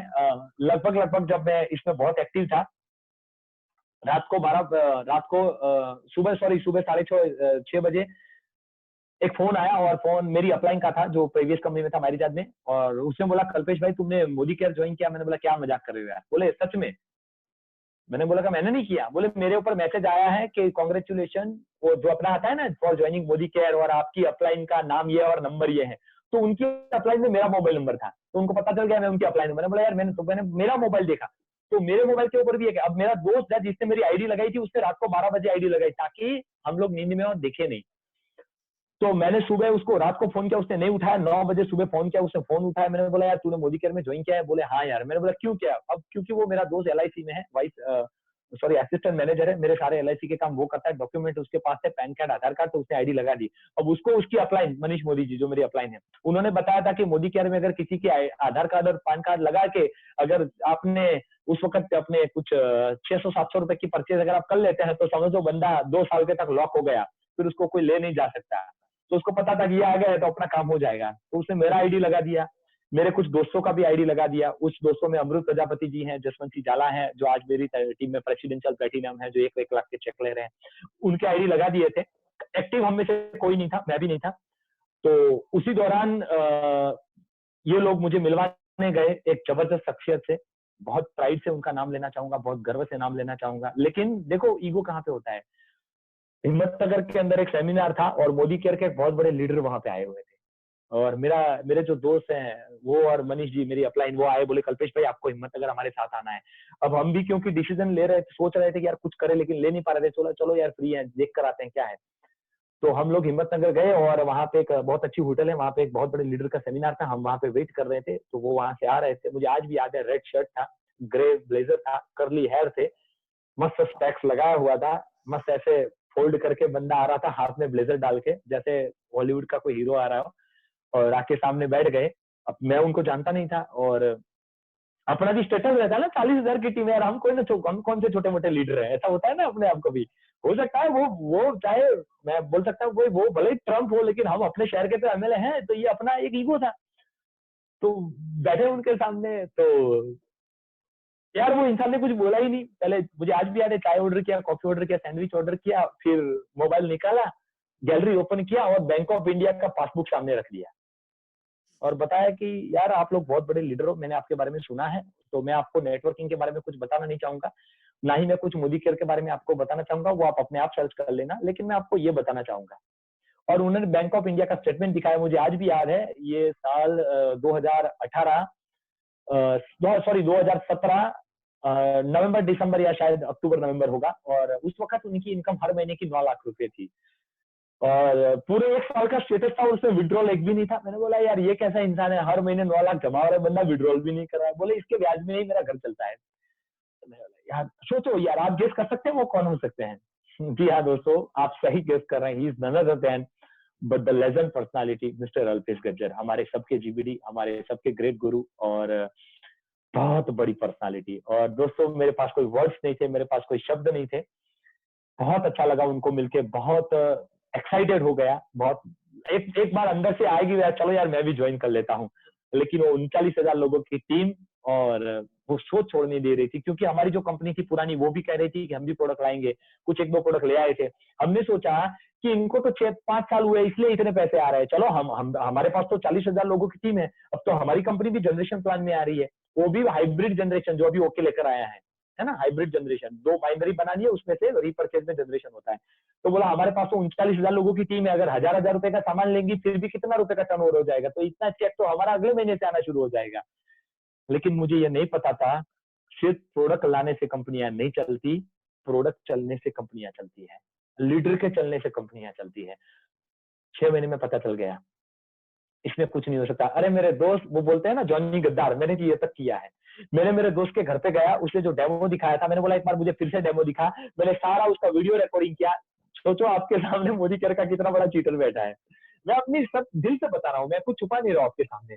मेरी अपलाइन ने डेमो दिखाया, मैंने सारा उसका वीडियो रिकॉर्ड किया, ऐसे करके फोन अच्छा अच्छा करके रिकॉर्ड किया, और दूसरे दिन जिस कंपनी के साथ काम करता था जयपुर ऑफिस पहुंच गया, उनको वीडियो दिखा, देखो सर आप ऐसी प्रोडक्ट ले आओ, हम तूफान खड़ा कर देंगे। ना सर प्रोडक्ट लाए, ना हमारा तूफान खड़ा हुआ, उल्टा हम खड़े हो गए। क्योंकि मेरे भाई, कंपनी बनाना आसान है, समीर मोदी बनना आसान नहीं है। आसान छोड़ो यार, पॉसिबल ही नहीं है। प्रोडक्ट लाना आसान है, स्टेरी क्लीन लाना आसान नहीं है। टॉयलेट क्लीनर लाना आसान है, बियॉन्ड ब्लू लाना आसान नहीं है ना। नोनी लाना आसान है, लेकिन नोनी जूस मोदी केयर का लाना आसान नहीं है मेरे दोस्त। प्रोडक्ट लाना आसान है, लॉयल्टी प्रोग्राम लाना आसान नहीं है। और ये सब ला लो, लेकिन उसके ऊपर लिखकर गारंटी देना तो किसी के बाप की भी ताकत नहीं है जो समीर मोदी जी के पास है। अब क्या मेरे पास कोई रास्ता बचा था? कोई नहीं बचा था। डिसीजन लिया। 4 दोस्त बचे थे जो अभी भी प्रीवियस पुरानी कंपनी में थे, मैं और मेरी 3 अपलाइन। चारों को बोला चलो साथ मिलकर इसमें निकल पड़ते हैं मोदी केयर में। काम तो वहीं यहाँ पे भी करना है, वहीं पे भी करना है। उन तीनों ने बोला नहीं हम यहीं पे रहेंगे। मैंने बोला यार अब तो मैं जा रहा हूँ, क्योंकि मेरी टीम सारी जा चुकी थी। और कुछ लोग जो बचे थे वो बोल रहे थे आप डिसीजन लो, आपकी वजह से हमारी लाइफ खराब हो रही है। और जो बचा हुआ एक लीडर था उसका नाम ज्योतिराम प्रजापति जी, अगर वो मुझे सुन रहे हैं तो आई लव यू, बहुत थैंक यू, शुक्रिया। मेरे मतलब वडील हैं, मेरे से बड़े हैं, लेकिन हमेशा मेरा साथ देते हैं। वहां पे दिया था। और उन्होंने बोला चलो यार अब साथ मिलकर निकलते हैं। एक और 2-3 दोस्त थे, योगेश वर्मा जी और क्योंकि कुछ दोस्त मेरे से आगे थे, उन्होंने काम स्टार्टअप कर दिया था। Amrit Prajapati sir, JD Patel sir, JB Jala sir, उन्होंने मेरे से पहले। तो मैंने जब मोदी केयर स्टार्ट किया तब लगभग कोई कोई उसमें से एसडी, कोई ईडी, कोई एसडी नहीं, शायद ईडी तो बन ही चुके थे वो लोग। तो ये मेरी सक्सेस शुरुआत थी मोदी केयर में। तो मैंने जब स्टार्टअप किया तो मैंने सोचा कि अपना खुद का कुछ जीरो से शुरू करेंगे। तो मैंने अपने बड़े भैया जो अब तक मेरी अपलाइन हुआ करते थे हर कंपनी में, इस बार मैंने उनको डाउनलाइन के तौर पे ज्वाइन किया। तो उनके साथ ज्वाइन करता था तो हर बार यार कुछ सेट नहीं हो रहा था। इस बार मैंने उनको ज्वाइन किया और स्टार्टअप किया, उनके आईडी पर काम स्टार्ट किया। और दोस्तों मेरे दिमाग में एक चीज समझ में आ गई थी, कंपनी कोई भी स्कीम देती है अपने लिए देती है। तो मैंने जब प्लान देखा, जैसे अर्जुन को उसकी आंख दिखती है, तब तो मैंने अपनी अपलाइन को पूछा इस कंपनी में इनकम कहाँ से चालू होती है। उन्होंने बोला डायरेक्टर के बाद। मैंने बोला डायरेक्टर बनने के लिए क्या करना पड़ेगा? बोले 2 रास्ते हैं, या तो 2,62,000 बिजनेस वॉल्यूम, उस वक्त 2,50,000 था, 2.5 लाख बिजनेस वॉल्यूम, या तो 1 महीने के अंदर कुछ 2.25 लाख बिजनेस वॉल्यूम। मैंने बोला 2.25 लाख करने के लिए क्या छोटा छोटा टारगेट क्या? बोले फास्ट स्टार्ट। ठीक है, 13,000 से स्टार्ट किया, 19 लोगों को प्लान दिखाया, 13,000 का ही प्लान। 13,000 समझते हैं आप? फास्ट स्टार्ट समझते हैं? कुछ लोग फास्ट स्टार्ट दिखाने से डरते हैं। अगर आप में से अगर कुछ लोग डरते हैं तो मैं बता दूं ये 3 लाख इसी के आ रहे हैं। और एक चीज याद रखो मेरे दोस्त, बड़ा पैसा कमाना है तो होलसेल में धंधा करना सीखो। रिटेल में तो लारी बनती है, बिजनेस नहीं बनता। मैं ये नहीं बोल रहा हूँ 1,000, 2,000, 3,000 का प्लान मत दिखाओ, मैं ये नहीं बोल रहा हूँ। आप अगर इसको फॉलो करना चाहो, जो अभी मैं बता रहा हूँ उसको फॉलो करने से पहले कृपया आप अपनी अपलाइन से चेक करें। वो अगर आपको अलाउ करे तो ही आप उसको फॉलो करना, क्योंकि हर लीडर की, हर टीम की काम करने की स्टाइल एक अलग फंडामेंटल से होती है। ऐसा जरूरी नहीं हर बार तलवार से ही काम होता है, कभी कभार सुई तलवार से भी बड़ा काम कर जाती है। तो मैं नहीं कहना चाहता हूँ मेरी तलवार है वो सबसे श्रेष्ठ है, लेकिन जो मैंने जो आइडिया लगाया मैं उसकी बात कर रहा हूँ। हमने हमारी टीम में फास्ट स्टार्ट को प्रमोट किया। फास्ट स्टार्ट प्रमोट हम इसलिए कर रहे थे कि एक तो इंसान के पास एक मैजिक कॉर्नर बन जाए। 12-13 हजार का सामान बंदा लेगा तो घर पे 3-4 हजार का सामान पड़ेगा तो दिखेगा, और जो दिखता है वो बिकता है। दूसरी बात, जो बंदा 13-14 हजार से चालू करता है ना मेरे दोस्त, तो वो बता भी सकता है। अगर आप किसी को 2,000, 3,000, 1,000 रुपए का प्लान दिखाते हैं तो वो बोलता है हमने तुम्हारे भाई डीमार्ट में जैना है, घरे सामान तो पड़े। यही बोलता है ना, लेडीज तो यही बोलती है। अभी 15 दिन पहले ही डीमार्ट जाके आए, अभी तो 2 महीने का सामान पड़ा है। हम तो एक साथ 3 महीने का सामान ले आते हैं। खाने का तेल तो हमारे घर पे 12 महीने के 3 डब्बे एक साथ आ जाते हैं। बोलते कि नहीं बोलते लोग? क्यों? क्योंकि आपने उनको 1,000 रुपए, 2,000, 3,000 रुपए के प्रोडक्ट्स दिखाए। लेकिन मैं बोलता हूँ प्रोडक्ट तो मेरे दोस्त ऐसी भी कंपनियां हैं जिनके अंदर डेमो नहीं होते, फिर भी उनका धंधा चलता है। ऐसी भी कंपनियां हैं जिसमें प्रोडक्ट ही नहीं है, 50,000 लो, 50,000 दो, हर महीने पैसा आएगा, फिर भी लोग ज्वाइन करते हैं कि नहीं करते हैं? इसका मतलब लोग प्रोडक्ट देखकर ज्वाइन नहीं करते, लोग मौका देखकर ज्वाइन करते हैं। What you show, that is what most important. आप क्या दिखा रहे हैं? टूथपेस्ट या टूथपेस्ट के पीछे छुपी हुई अपॉर्चुनिटी? टूथपेस्ट आपका किसी के घर पे दरवाजा खोलने का की है, बट उसके बाद काम तो मौका ही करेगा कि आप बैठे। आपकी इनविटेशन के कारण आपको बैठने को मिला। टूथपेस्ट में आपने झाग निकाला, स्टेरिक्लिन में नील निकाला, आपने टॉयलेट क्लीनर से लोटा साफ किया, उससे आपको बैठने दिया। लेकिन आपको काम करने का मौका वो देगा जब आप वहां से खड़े होंगे। जब घुसेंगे घर में तब प्रोडक्ट होगी, लेकिन जब बाहर निकलेंगे घर में तब सिर्फ 1 lakh, 2 lakh, 5 lakh, 10 lakh, 20 lakh, foreign tour, Mercedes, BMW, यही होगा। अगर ये है तो बंदा टिकेगा, बंदा काम करेगा। अरे काम करेगा छोड़ो मेरे दोस्त, काम करवाएगा भी। लेकिन हम क्या करते हैं? आप ना फॉरमबेन एक काम करो, ये टूथपेस्ट ले लो, आप ना ये 2-3 प्रोडक्ट ले लो, पहले इस्तेमाल करो, अगर अच्छी लगे तो बताना। अच्छा, क्या वो साइंटिस्ट है जो वो टूथपेस्ट लेंगी, यूज करेंगी, फिर 1 साल के बाद बताएंगी? क्या लक्ष्य वाला ये बोलता है कि पहले मेरे साबुन से नहाओ, अच्छा लगे तो फिर यूज करो? घड़ी वाला बोलता था, बेचारे को अमिताभ लाना पड़ा, धंधा नहीं चलता था तो। घड़ी वाला यही तो बोलता था, पहले इस्तेमाल करे फिर विश्वास करे। पिछले 40 साल से बोलता था, किसी ने विश्वास नहीं किया, अब अमिताभ जी आकर बोलते हैं। सोचो मेरे दोस्त, गलती कहाँ पे लोग करते हैं। मैं ये नहीं कह रहा हूँ, मैं यही कह रहा हूँ प्रोडक्ट्स हमारा, अरे मेरे दोस्त हम तो लकी है कि हमारे पास ऐसे प्रोडक्ट है जिसके डेमो होते हैं। कुछ कंपनी ऐसी है जिनके पास डेमो नहीं होते, फिर भी वो नेटवर्क बड़ा कर रहे हैं। तो हमारी ताकत तो 4 गुनी होनी चाहिए, because we having a great product, great opportunity, great leadership and great MD, सब बड़ा है। तो यही सोच से हमने स्टार्ट किया, फास्ट दिखाना चालू किया। हम सिंपल चीज बताते थे, मेरे भैया 12-13 हजार से बिजनेस स्टार्ट होगा, 2-3 हजार का सामान आएगा, 2-3 हजार रुपए का आपका डेमो किट बनेगा, 6 हजार का सामान आपके पास एक्स्ट्रा रहेगा। जब भी आप किसी के घर पे डेमो करने जाएंगे, हर जगह पे डीपी स्टोर नहीं होगा, आपको सामान देने के लिए काम में आएगा। और एक चीज मुझे बहुत अच्छी लगी थी, जो बंदा 13 हजार से चालू करता है वो चालू भी 13 हजार से ही करवाता है, और जो 1000 रुपए से चालू करता है वो 1000 रुपए से करवाता है ना। Monkey C monkey do. 13 लोगों को प्लान दिखाओ। मैं ये नहीं बोल रहा हूँ 1000 रुपए का प्लान इंपॉर्टेंट नहीं है, बहुत इंपॉर्टेंट है, लेकिन स्टार्टअप 13 हजार से करो ना मेरे भाई। मैंने अगर फॉरम बेन को दिखाया, बैन आपको 13 हजार से बिजनेस चालू करना का मजा आ जाएगा। बोले इससे क्या होगा? इससे बहुत बड़ा फायदा होगा। अगर आपने सिर्फ 19 लोगों को 13 हजार से चालू करवा दिया, आप सीधा फास्ट डायरेक्टर बन जाएंगे। मेरी तरफ पहला चेक आपका भी 15 हजार का आएगा। कैसा लगेगा? बोले बहुत अच्छा लगेगा। लेकिन बोले नहीं कल्पेश भैया, मेरा तो पगार ही 8 हजार है, मैं कैसे 13 हजार लाऊं? उसमें से घर चलाने में 4 हजार चले जाते हैं। कोई बात नहीं, 4 हजार से चालू करो। समझ में आ रहा है? लेकिन मैं बोल रहा हूँ एक काम करो, आप 2-3 हजार का सामान ले लो। क्या बोलेंगे? नहीं नहीं, अभी तो पिछले महीने ही सामान पड़ा है, अगले महीने लेंगे।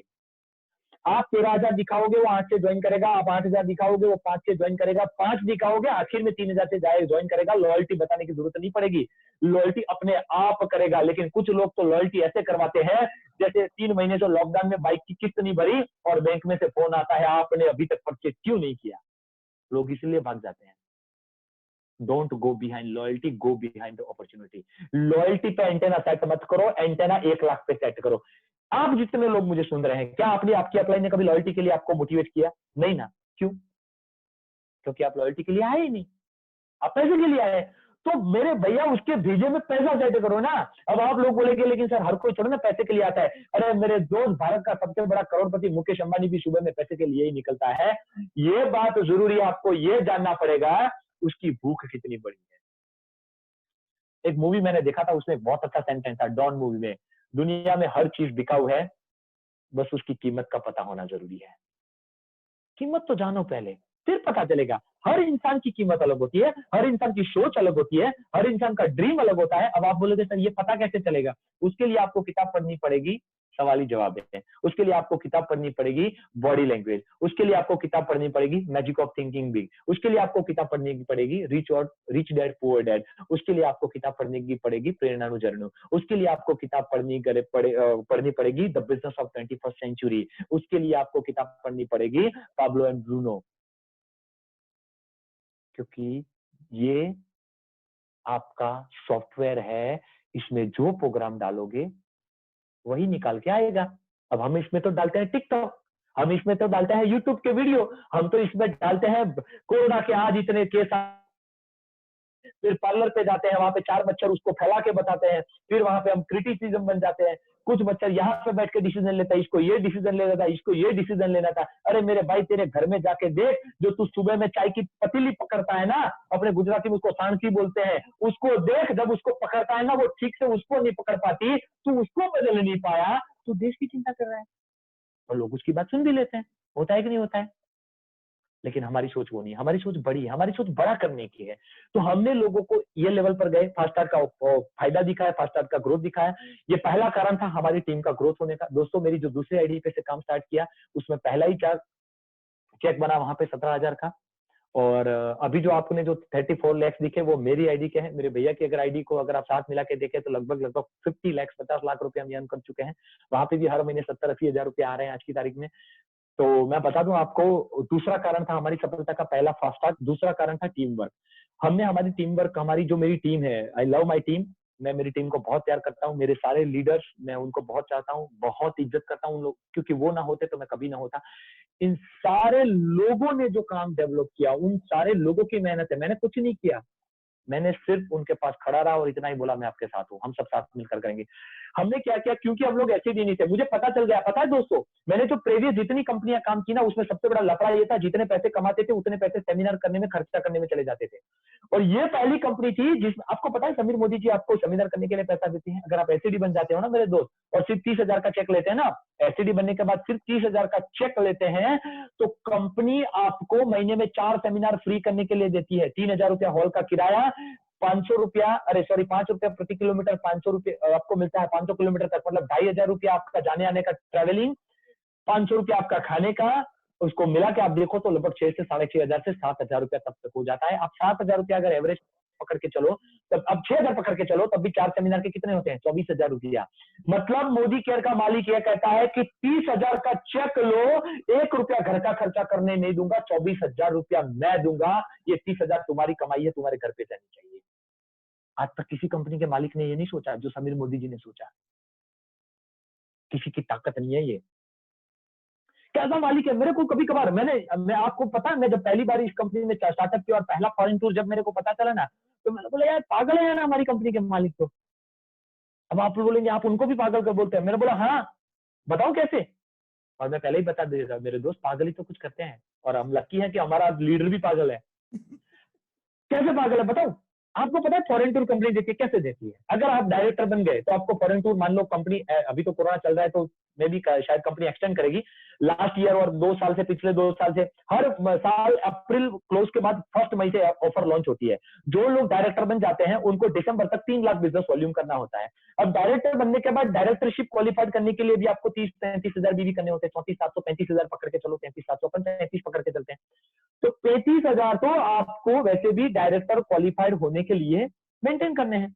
अब उसको आप 8 महीने के लिए मेंटेन करो, कितना होता है, 35,000 इंटू 8 करो, कितना होता है, लगभग लगभग 3.25 लाख। तो समीर मोदी जी ये कहते हैं कि मेरे भाई तुम डायरेक्टर बनने के बाद अपने आप को क्वालिफाइड करो, क्योंकि क्वालिफाइड करोगे तो ही चेक मिलेगा। वो बोलते हैं बेटा तू तेरा चेक ले, फॉरेन टूर तो मैं फ्री में दे रहा हूं।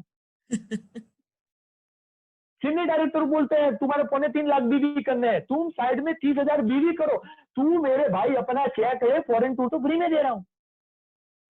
है ना पागल एमडी। फिर भी कुछ मच्छर बोलते हैं कि मेरे से नहीं होता, तो मेरे भाई तेरे से कुछ नहीं हो सकता, क्योंकि अगर इस धरती पर अगर भगवान बनकर अगर कोई पैसा बांट रहा है ना मेरे दोस्त, वो समीर मोदी जी हैं, क्योंकि उसने पैसा देखा है। कुछ मच्छर आकर बोलते हैं अभी अभी हमारी नई कंपनी प्री लॉन्च एटॉमी बनकर आ रही है, अरे मेरे दोस्त वो आ रही है, आएगी कि नहीं आएगी पता नहीं है, और आएगी तो किसने झंडे गाड़ दिए तूने देखा है। अभी अभी 2 दिन पहले मेरे पर मैसेज आया, कल्पेश भाई आप खाली एंट्री लगा लो, काम तो हम करेंगे। मैंने बोला आज तक इतिहास है, मरना है तो खुद ही मरना पड़ता है, कोई नहीं मरता। नहीं नहीं सर पहली आईडी लगा दो। मेरे दोस्त भारत के अंदर जितनी भी इंटरनेशनल कंपनियां, मैं किसी का बुरा नहीं बोलता, लेकिन नेकेड ट्रूथ जरूर बताना चाहूंगा कि भारत में जितनी भी इंटरनेशनल कंपनी चल रही है ना, whether it is Amway, whether it is Oriflame, whether it is Tupperware, आप किसी भी बड़ी कंपनी, जायंट कंपनी को देख लो, किसी ने झंडे नहीं गाड़े। हाँ कामयाबी मिली है, मैं नहीं बोलता वो कामयाब नहीं है, मैं ये भी कहना चाहूंगा उन्होंने हमें सिखाया है, लेकिन एक आम इंडियन कामयाब उस लेवल पर नहीं हो पाया जितनी भारतीय कंपनियों ने लोगों ने कामयाब करके दिखाया है। उसमें एक हमारी कंपनी है और एक हमारी दोस्त कंपनी भी है, जो हमारे, वो कहते हैं कि वो हम उनके जैसे हैं, हम कहते हैं वो हमारे जैसे हैं, लेकिन इन लोगों ने जो कामयाबी दिखाई ना मेरे दोस्त, वो लोग नहीं दिखा पाए, क्योंकि इंटरनेशनल कंपनीज की प्रोडक्ट्स, उनके प्लान इंडियन ब्रांड को कभी सूट नहीं कर पाते। तो ये चीज दिमाग में, जहन में आना बहुत जरूरी था। शायद मैंने टाइम ज्यादा ले लिया है, 5:10 हो चुके हैं, तो नो सर इट्स अगर 10 ओके, मिनट आप ज्यादा, बताइए कोई बात नहीं। जी तो 15 मिनट ज्यादा होगी तो कोई दिक्कत नहीं है ना। नहीं सर, लेकिन कुछ मेरे जी सवाल भी है, वो आपको देने हैं थोड़े। अब बिल्कुल मैं ट्राई करूंगा कि मैं इसको ज्यादा कर, ये क्या होता है कि जब लोग सामने आ जाते हैं ना, तो वो मतलब अंदर से आ जाती है बात, तो किसी को दिल से लगे तो मेरे दोस्त दिल से लगा लेना, और बुरा लगे तो अपने गुजराती में नहीं कहते तेल लेने गया, कोई दिक्कत नहीं है, 2 रोटी ज्यादा खाना, 2 डेमो ज्यादा करना, 2 लाख का चेक जल्दी बनाना, लेकिन बुरा लगाना। मेरा एक अपलाइन था, मुझे हमेशा कहता था, उसको कुछ भी कहो ना, उसको कुछ भी कहो, मतलब वो हमें कभी भी डांटता था ना, तो अगर हमें बुरा लग जाता ना, तो फिर बोलता बुरा लगा, बुरा लगा, अब अपलाइन आपको पूछे, जैसे फोरम मैम के आप टीम है, आप उनके एसीडी हैं, आप उनके प्रेसिडेंशियल है, और मितेश सर ने आपको कुछ डांटा, यार तुमने ये गलती करी। अब नेचुरली अपलाइन अपलाइन होती है, फिर 2 मिनट बाद फोन भी करती है, चल बेटा कोई बात नहीं, सब ठीक है ना, कोई दिक्कत नहीं है ना, कोई बात नहीं, डांटती है ना। फिर पूछता है तुम्हें बुरा लगा, तो वो मेरा अपलाइन मुझे पूछता है तुम्हें बुरा लगा। अब अपलाइन को कोई बोलता है, अब कोई मैम को जाके बोलेगा नहीं नहीं मुझे बुरा लगा आपने बोला तो, नहीं नहीं मैम जरा भी बुरा नहीं लगा। तो वो क्या, मेरी अपलाइन क्या बोलता है, बस तेरी यही प्रॉब्लम है, तुझे बुरा ही नहीं लगता। दूसरी बार ऐसा प्रॉब्लम आता है, फिर बोलता है बुरा लगा ना, मैंने बोला हाँ सर इस बार तो बुरा लगा, बस तेरी यही प्रॉब्लम है, तुझे हर बार बुरा लग जाता है। अपलाइन अपलाइन होती है मेरे भाई। वो आपको कैसे भी कान पकड़ा देती है, लेकिन एक चीज बता दूं, आपको बुरा लगे चाहे बुरा ना लगे, अपलाइन तो यही है। और दूसरी चीज, दुनिया का ये एकमात्र इंसान है जो आपको कामयाब देखना चाहता है। हो सकता है वो आपसे एजुकेशन में कम हो सकता है वो आपसे शायद आप प्रेसिडेंशियल बन चुके हैं, वो एसईडी हो सकता है आप सीनियर डायरेक्टर बन चुके हैं, वो डायरेक्टर हो, लेकिन एक चीज पक्का वादा करता हूं, वो एकमात्र इंसान इस धरती पर है जो आपको कामयाब देखना चाहता है। तो मेरे दोस्त यहीं पे ये हाल था, तो उसी में से हम गुजर रहे थे। टीम की बात कर रहा था, टीम का फायदा ये मिला कि हम लोगों ने सेमिनार स्टार्ट किए। हम क्योंकि एसईडी नहीं थे तो मैंने उसके बारे में बताया, कंपनी हमारे पर खर्चा करती है, तो एसईडी हमारी अपलाइन के जितने सेमिनार हमने बुक करवा लिया। अपलाइन बोली सेमिनार कौन करेगा इतनी जगह पे, हमने बोला सर सेमिनार का टेंशन मत लो, सूट हमारे पास पड़े हैं, हम सूट पहन के हम सेमिनार कर लेंगे, आप बुक करो। हमारी 3 अपलाइन थी, तीनों के सेमिनार बुक कर लिए, और महीने के 12 सेमिनार हम लोग करते थे। कोई एसडी था, कोई ईडी था, कोई एसईडी था, लेकिन हमने दबा के कर लिए। फिर हम ऐसे एक एक करके एसईडी बनना शुरू हो गए। तो हमारे सेमिनार मुझे आज भी याद है, हम लोग 36 सेमिनार महीने में करते थे, आज भी करते हैं 36 सेमिनार। इसका मतलब ये हुआ कि 36 सिटीज के अंदर सेमिनार होते हैं। उसमें से कुछ एसईडी सेमिनार में आते हैं, कुछ ट्रेनिंग्स हम तो हमारी पर्सनल ट्रेनिंग लगाते हैं तो वो एसईडी में नहीं आते हैं।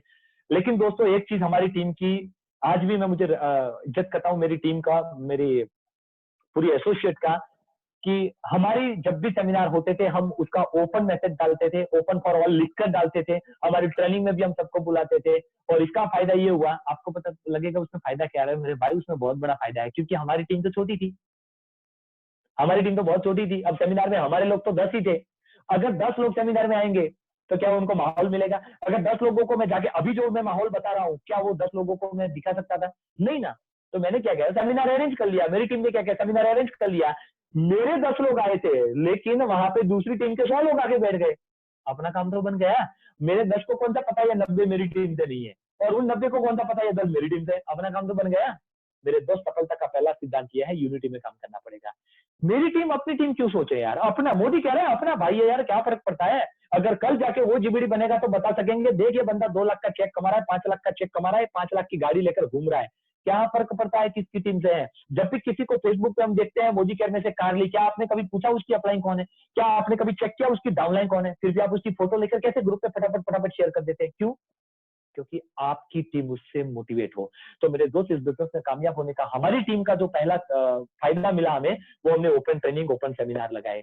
तीसरा हमारा सफलता का बहुत बड़ा कारण ये था कि हम लोगों ने इस बिजनेस को बहुत ही स्पीड में लिया। हम लोगों ने इसको 2020 की तरह खेला, बोले धीरे धीरे नहीं करेंगे, फास्ट करेंगे। 3 डिवीजन थे, पार्ट टाइम वाले, फुल टाइम वाले और सम टाइम वाले। सम टाइम वालों को छोड़ दिया, पार्ट टाइम वाले, फुल टाइम वालों को का सब कंसेप्ट क्लियर कर लिया। फुल टाइम वालों को बोल दिया फुल टाइम मतलब फुल टाइम। अब फुल टाइम की डेफिनेशन क्या होती है? आप नौकरी नहीं कर रहे हैं और आप मोदी केयर कर रहे हैं, it doesn't mean you are in full time. आप कितनी मिनट प्रोस्पेक्ट के सामने बैठे हैं, that is called full time. आप फोरम में हमने एक ऑफिस बनाई, आप वहां पे जाके टेबल पे पैर रखकर आप बैठे हैं, मोबाइल गेम खेल रहे हैं, या तो सर आज तो मीटिंग अरेंज की लेकिन कोई मीटिंग नहीं हो रही है, you are not doing full time. Full time का मतलब है आप कितनी मिनट प्रोस्पेक्ट के सामने है, that is what the time will be calculated in your business task. आप पार्ट टाइम कर रहे हैं लेकिन आपके 4 घंटे आप ईमानदारी से कर रहे हैं, तो आप फुल टाइम वाले से आगे। तो हमने उसका डिवीजन किया, उसको अवॉइड साथ में लिया, काम किया। उसके अंदर हमने एक सिस्टम डाली, हमारा एक ग्रुप बनाया, ईडी एसईडी, उसका एक टीम बनाया। उस टीम के अंदर हम महीने में एक डायरेक्टर मीटिंग करना शुरू किया, पहली दूसरी तीसरी जो भी टाइम के अंदर, जो संडे ना हो तो उस दिन को हमने मीटिंग सेट किया।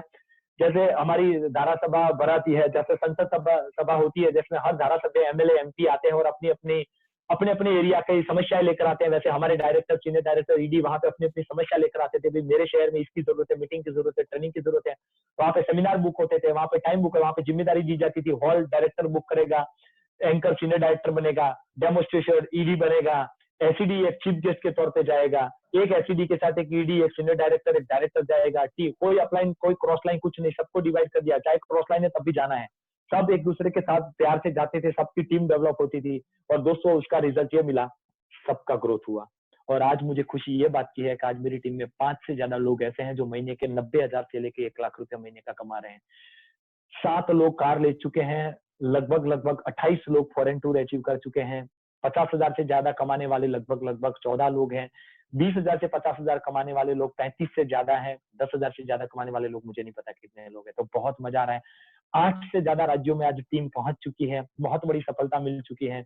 मोदी केयर की सफलता की अगर पर्टिकुलर मेरी टीम की मैंने बताई, अगर पर्टिकुलर इंडिविजुअल मेरी बात करें तो मेरी सफलता की अगर बात करें तो 17,000 के चेक से चालू किया था, 17, 29, 56, 65, 62, 60, फिर 1 लाख, 1 लाख 2,000, 1 लाख 47,000, 1 लाख 53,000, 1 लाख 67, 1 लाख 87, 1 लाख 82, पता नहीं फिर तो याद नहीं है। 19वें महीने का चेक था 2 लाख 2,000, 20वें महीने का चेक था 2 लाख 57,000, 21वें महीने का चेक था 2 लाख 87,000, 22 के महीने का चेक था 3 लाख 2,000, 23वें महीने का चेक था आपने देखा 2 लाख 50,000, और ये अब जो आएगा पता नहीं, अब तो जो आ जाए, अभी तो लॉकडाउन में तो अभी तो क्या है यार, जो मिला अपना है, मतलब वक्रो इतलो नपो है, आप समझ सकते हैं, घर बैठे बिना खर्चा जो आ गया वो। तो ये सारे चेक किसी ने चैट में भेजा, एक 3,10,000 का चेक भी है, धन्यवाद भैया, थैंक यू। मोदी केयर की ब्यूटी क्या है पता है, 10,000 का चेक लेने में बहुत मुश्किल आती है, बहुत, जिसने लिया है उसको पता है।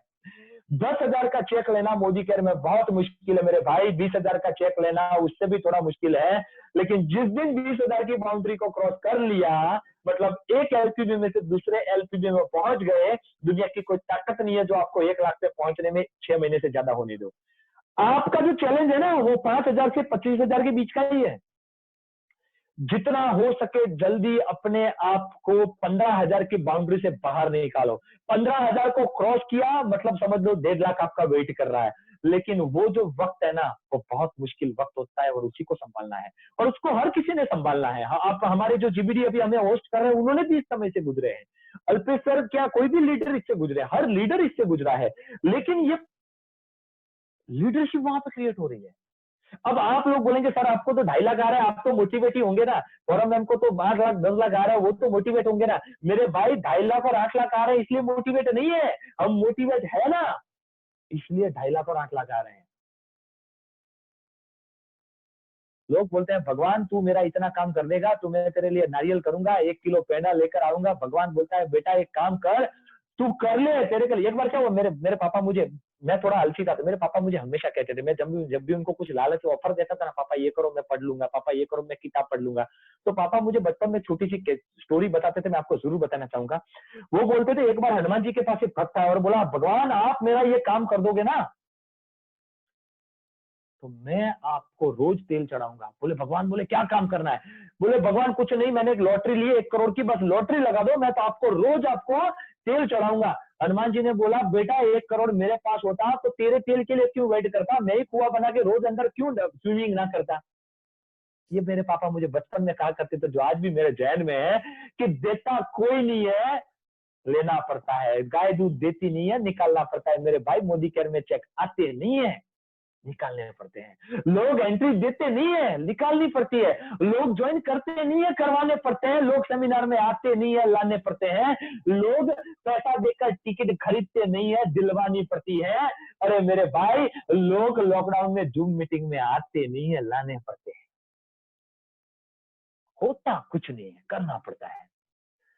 और ये तभी हो सकता है जब आप एक पावर स्टेशन बन जाओ। आप एक पावर स्टेशन बन जाओ, आप अपने आप के अंदर एक ऐसे पावर स्टेशन बन जाओ, आपका कॉल उसके ऊपर गया, समझो जैसे उसने हेलो बोला, उसके कान के अंदर एक 56 केवी की वो लाइट की बिजली का, जैसे करंट कैसे एलईडी लाइट चालू होती है, उसका बल्ब चालू होना चाहिए। और वो तभी बन सकता है जब आप उसको शिद्दत से चाहें, आप दिल से उसको रिस्पेक्ट करें, चाहे भले उसका लेवल 7% हो या 10% हो, आप उसको प्यार से बात करें।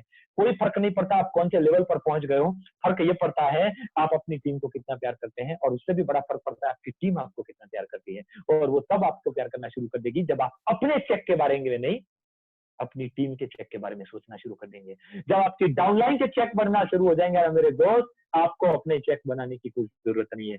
तो बस यही मेरा करियर रहा, अचीवमेंट की बात करें, जैसे कि मैंने बताया लगभग 34 लाख रुपीज यहाँ से कमा चुके हैं। खर्चा भी उतना ही करना पड़ता है मेरे भाई, तो याद रखना। ये मैम को 8 लाख आ रहे हैं ना, पूछना कभी कितना खर्चा करती है, आज भी खर्चा करना पड़ता है। अब आप लोग बोलेंगे नहीं नहीं, आप तो बोल रहे थे नेटवर्क मार्केटिंग में खर्चा नहीं होता। अरे मेरे भाई, खर्चा करने के प्रकार बदलते हैं, खर्चा करने के प्रकार बदलते हैं। पहले पेट्रोल में खर्चा होता है, फिर किसी और का तरीका खर्चा होता है, लेकिन खर्चा जरूर होता है। और एक चीज याद रखना, खर्चा करोगे तभी टीम बड़ी होगी, क्योंकि दुनिया के किसी भी बिजनेस में इन्वेस्टमेंट करना पड़ता है। फर्क इतना है, बाकी बिजनेस में पहले लगाना पड़ता है, इस बिजनेस में आपको 4 साल लगाना पड़ता है। और मैं हमेशा मेरी स्पीच में कहता हूँ, आज जो मुझे सुन रहे हैं, वैसे मुझे अधिकार नहीं है आपकी टीम में आकर ये बोलने का कि आप या तो इसको फॉलो करो या तो छोड़ दो, लेकिन मैं, अगर आप अपने आप को एक लीडर मानते हैं तो मेरी इस बात को जरूर सुनना। आपके पास 2 ही रास्ते हैं, या तो 4 साल या तो 40 साल। डिसाइड करो, 4 साल काम करना है या 40 साल काम करना है। अगर आप डिसाइड करेंगे 4 साल, तो आपके पास मोदी केयर के अंदर ये मान के चलो आपकी जिंदगी के 4 साल बचे हैं। लेकिन दूसरी बात, अगर 40 साल के पैसे अगर आपको 4 साल में कमाने हैं, तो 40 साल की मेहनत भी 4 साल में करनी पड़ेगी मेरे भाई। ये 8 लाख जो रुपये इनको आ रहे हैं ना, मैं वादा कर सकता हूं आपसे ज्यादा काम करते होंगे, आपसे ज्यादा। करना तो पड़ेगा, प्रकार चेंज होता है काम करने का, लेकिन मजा आता है। Love it, you will enjoy it. बस इस काम को प्यार करो। लास्ट बात बताना चाहूंगा मेरी सक्सेस स्टोरी के अंदर। अचीवमेंट मैंने बताया, पैसे बहुत अच्छे आ रहे हैं, आ रहे हैं और बहुत सारे आएंगे। टीम को बहुत अच्छे पैसे आ रहे हैं। बैंकॉक अचीव टूर किया, फॉरेन टूर बहुत एंजॉय किया। इस बार भी टूर थे, लेकिन अभी तो आप सब जानते हैं कैंसिल हुआ है। और बात करें नेक्स्ट की कार की, तो मैंने अभी अपनी खुद की कार नहीं ली है, क्योंकि मैंने मोदी केयर ज्वाइन किया उसके 3 महीने पहले ही मैंने एक्सेंट कार लिया हुआ था, तो नया कार था, तो मैंने कार नहीं लिया। और मेरे सीनियर और कुछ कंपनी के मैनेजमेंट से भी लोग मुझे मना कर रहे हैं कि जब भी लेना बड़ी कार लेना, छोटी कार मत लेना। तो अभी मैं वेट में हूँ। हाँ, लेकिन अभी लास्ट लॉकडाउन जिस दिन अनाउंस हुआ 22 मार्च, उसके ठीक 10 या 12 दिन पहले, 10 दिन पहले 12 मार्च को मेरे बड़े भैया के कार फंड में से हमने नई वेन्यू कार लिया है, टॉप मॉडल। तो कार घर में आ चुकी है मोदी केयर से, फॉरेन टूर आ चुका है, 50 लाख रुपए लगभग आ चुके हैं। आज की तारीख में लगभग 4 लाख रुपए, 4.25 लाख रुपए मोदी केयर से आ रहे हैं घर में। अच्छी खासी इनकम है, अच्छी खासी लाइफस्टाइल है, एंजॉय कर रहे हैं, मजा आ रहा है, प्यार मिल रहा है। और सबसे अच्छा अगर कोई चीज मुझे मोदी केयर में मिली, तो दोस्तों इज्जत बहुत मिली, बहुत सारा प्यार मिला। जितना मेरी टीम से मिला, उससे ज्यादा, कई गुना ज्यादा प्यार मुझे दूसरी टीम से मिला, दूसरे सीनियर से मिला।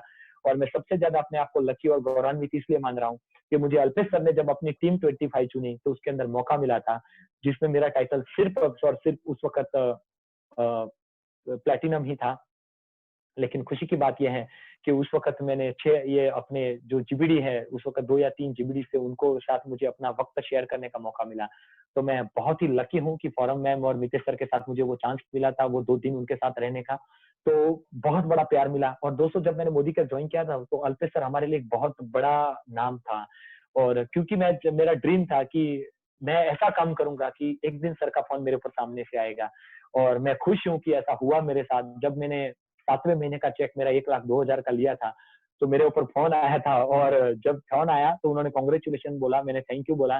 बोले बहुत बढ़िया काम कर रहे हो, मैंने बोला थैंक यू सर। फिर उन्होंने बोला okay sir, all the best. फिर मैंने पूछा सर, बुरा मत मानिए, तो मैं क्या पूछ सकता हूँ आप कौन बोल रहे हैं?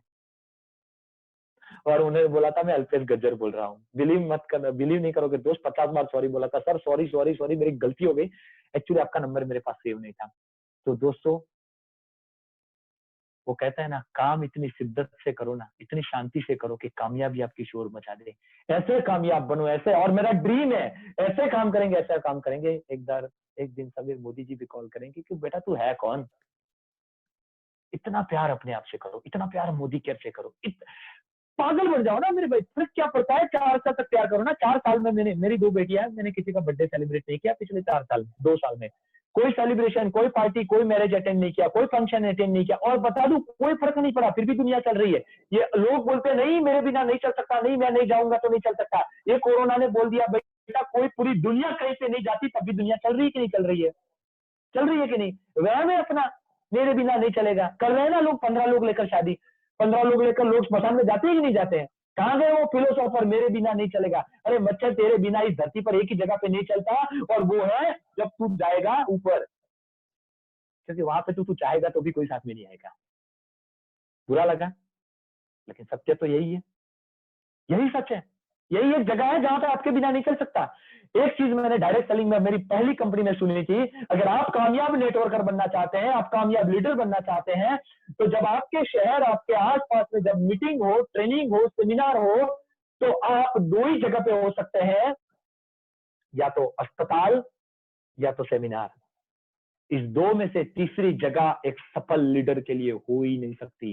चाहे वो पेड सेमिनार हो, चाहे फ्री सेमिनार हो, चाहे आपके अपलाइन का सेमिनार हो, चाहे क्रॉसलाइन का सेमिनार हो, you need to ready to learn each and every step of success. क्योंकि हर कामयाब इंसान की काम करने का तरीका अलग हो सकता है, लेकिन सफलता हर इंसान की कुछ ना कुछ सिखा के जाती है। आज मैं आपके सामने जो ये घंटा 15 मिनट से बोल रहा हूं, मुझे पता है वो हर चीज आपके काम की नहीं है, लेकिन हो सकता है उसमें से एक सेंटेंस वो लगे जो आपके कामयाब हो जाए।